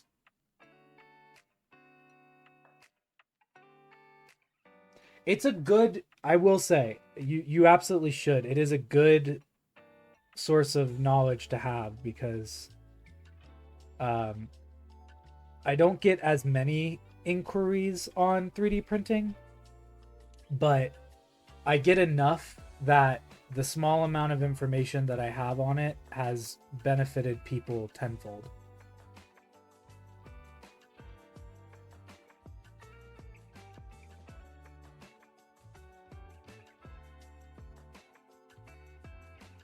Even if I go a little bit past 7, that's fine. I'm gonna go until I finish this side up, and we'll call it.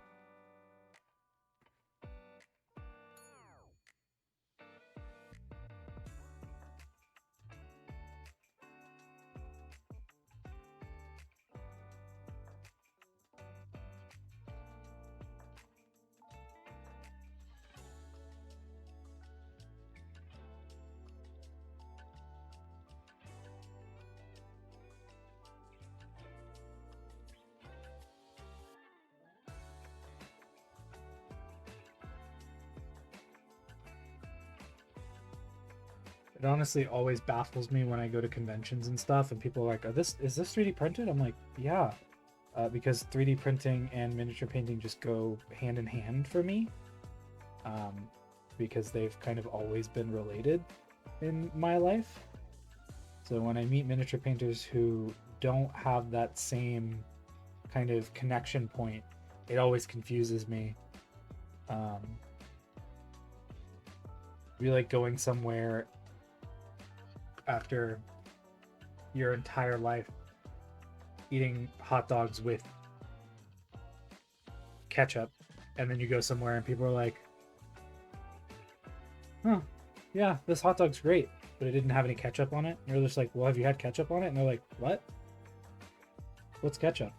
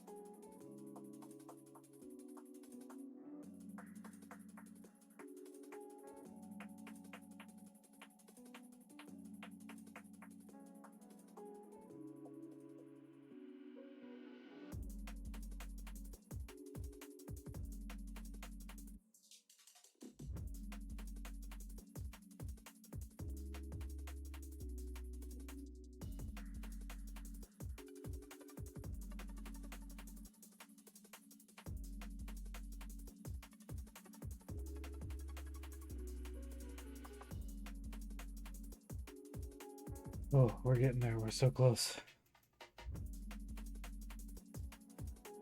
I'm gonna look back on the stream and be like, man, I didn't do that much, but man, I did so much.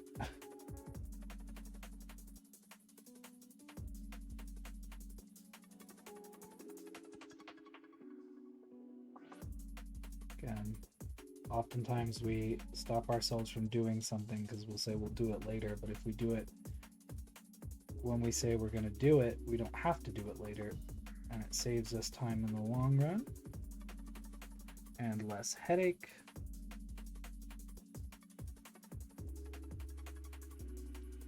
Because God knows if I'd put this off, I probably would have waited to do it to the last minute.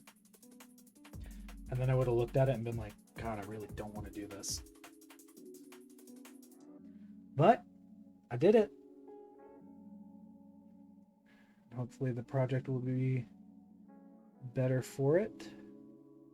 Who knows? I could get to the end and be like, wow, this looks like garbage. I will just redo it. I hope that's not the case.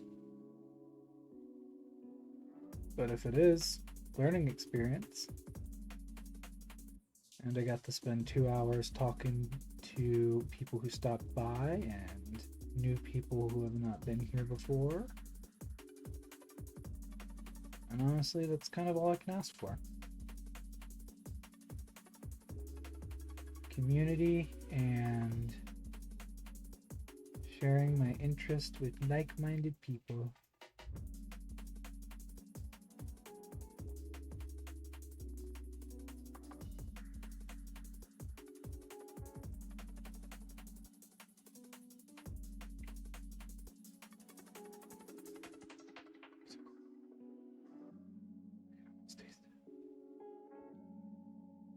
I'm about to release my inhibitions.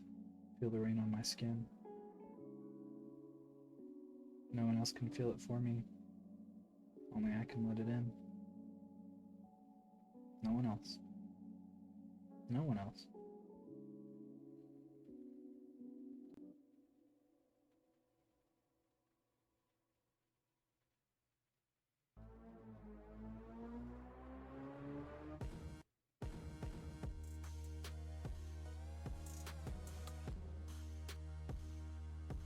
Yeah, of course. Thank you for stopping by and hanging out. I really appreciate it. Feel free to stop by anytime moving forward. I'd love to have you and chat with you some more. And again, if you need any more information, feel free to reach out to me. I will do my best to get to it in a timely manner. But I hope you have a great night.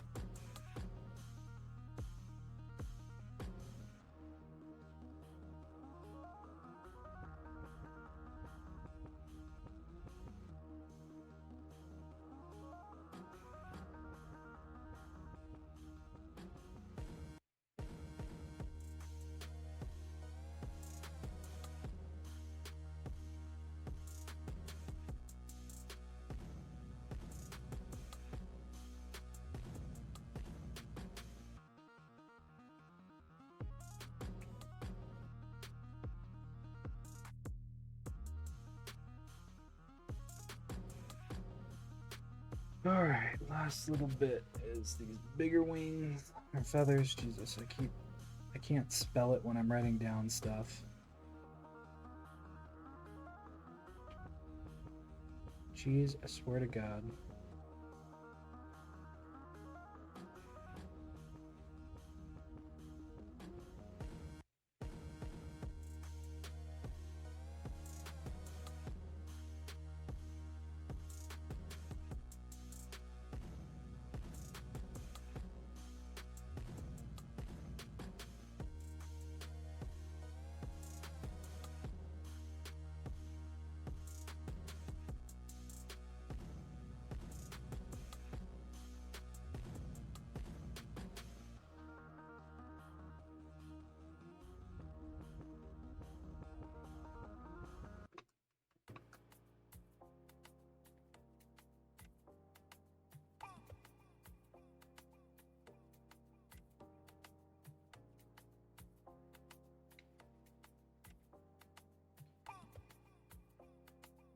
I know Luck's not here anymore, but this is going to be important to anyone who watches or listens, or the aliens or whoever in the future who finds us in the rubble of humanity. We oftentimes will... Jeez Louise. I forget how loud that is. I'm so sorry.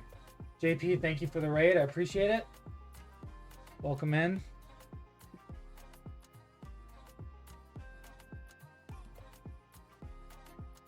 Just here finishing up the last little bits of this painting.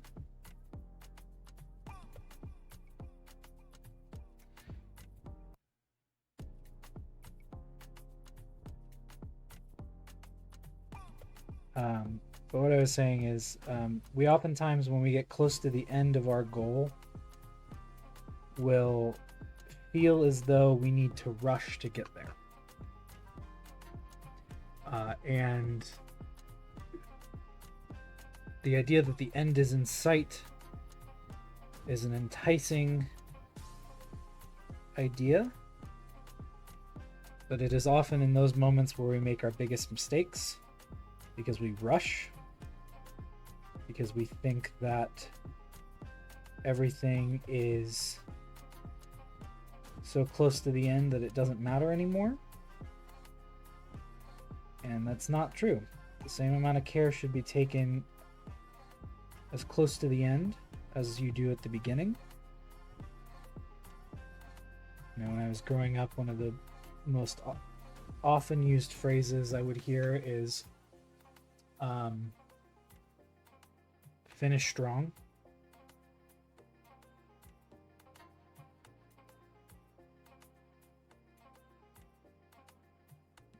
You want to make sure that you are giving your best effort at every moment, and you are not rushing.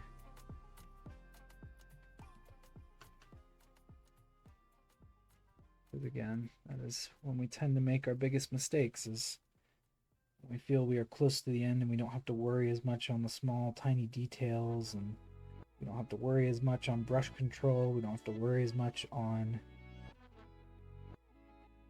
X, Y, and Z. And that's not true. That's actually the time we need to worry the most. We need to keep our focus aligned. Sure that we're doing things right and correctly.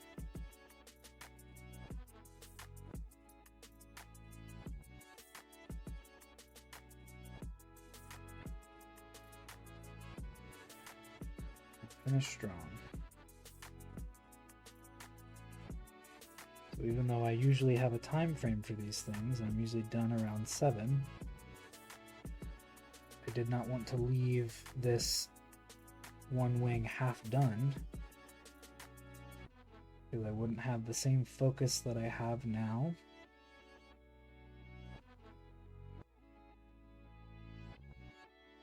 I would probably just procrastinate it.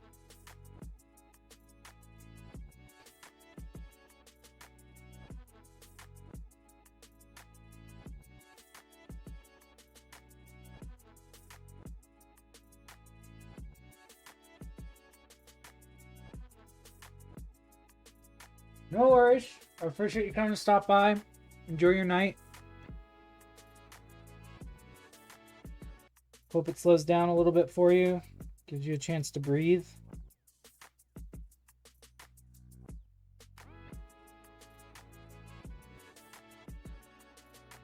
And if not, I hope you rest as well tonight. And wake up energized and ready for the new day. But I appreciate the raid nonetheless.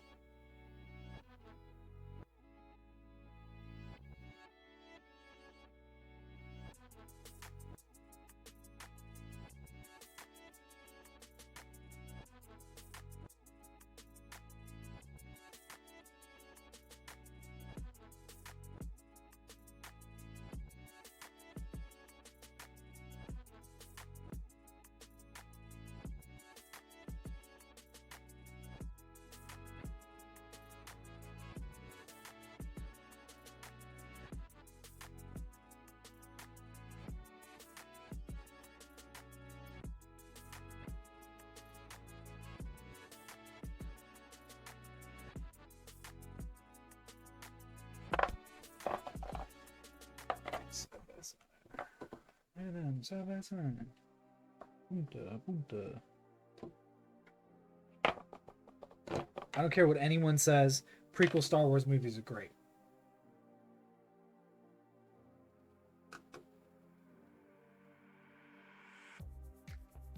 Kidding me? Brought a whole new sport into the universe. Pod racing.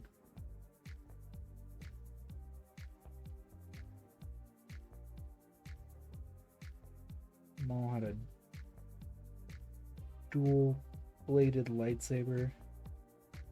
Shit was so cool. Liam Neeson. Oh. Qui-Gon Jinn is like my favorite Jedi. I have like 4 lightsabers. I had 3. And then when they announced that they were bringing Qui-Gon's in, I was like, well, looks like I'm going to have a 4th. It is so simple. For some reason, I love it.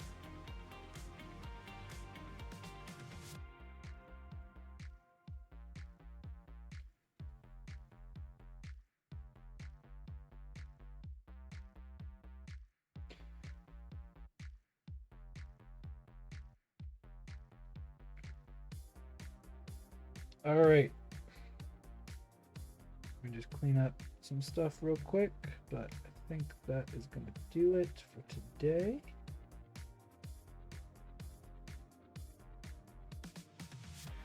It's also okay if it's a little messy, because wings and feathers are a little messy.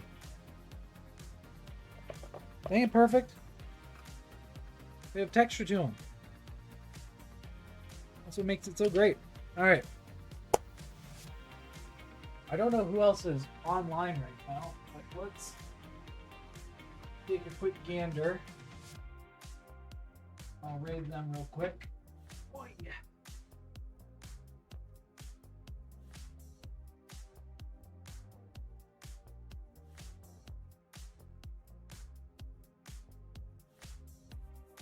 Oh, hey, Ghoul's on. I gotta remember how to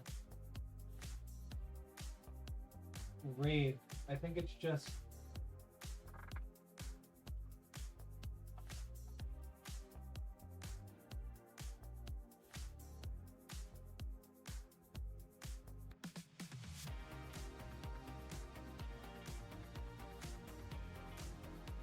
all right. Before we do that though, I'm just gonna get a quick few things out of the way. Thank you so much for joining today. I really appreciate it. I hope you guys have a wonderful night. I'm going to go ahead and raid Ghoul, lovely miniature painter who I met at Nova, painting Duralia Vendenst right now, who I also painted. It was a great model. But yeah, that's going to do it for me tonight. Appreciate you guys hanging out. Appreciate all the lurkers. Appreciate everyone who came in and chatted with me. It means the world to me when people come in. The rest of your week is good. More Silk Song coming out. I'm just going to be playing it. But yeah, that's going to do it for me today. I repeat myself a lot at the end because I don't really know what to say. But I'm just going to say, hey, have a great night. And I'll see you next time. Don't go anywhere. I'm going to have the see you next time thing up, but I'm going to raid right after that. So, see you guys on Tuesday? Tuesday. It's a date. Later.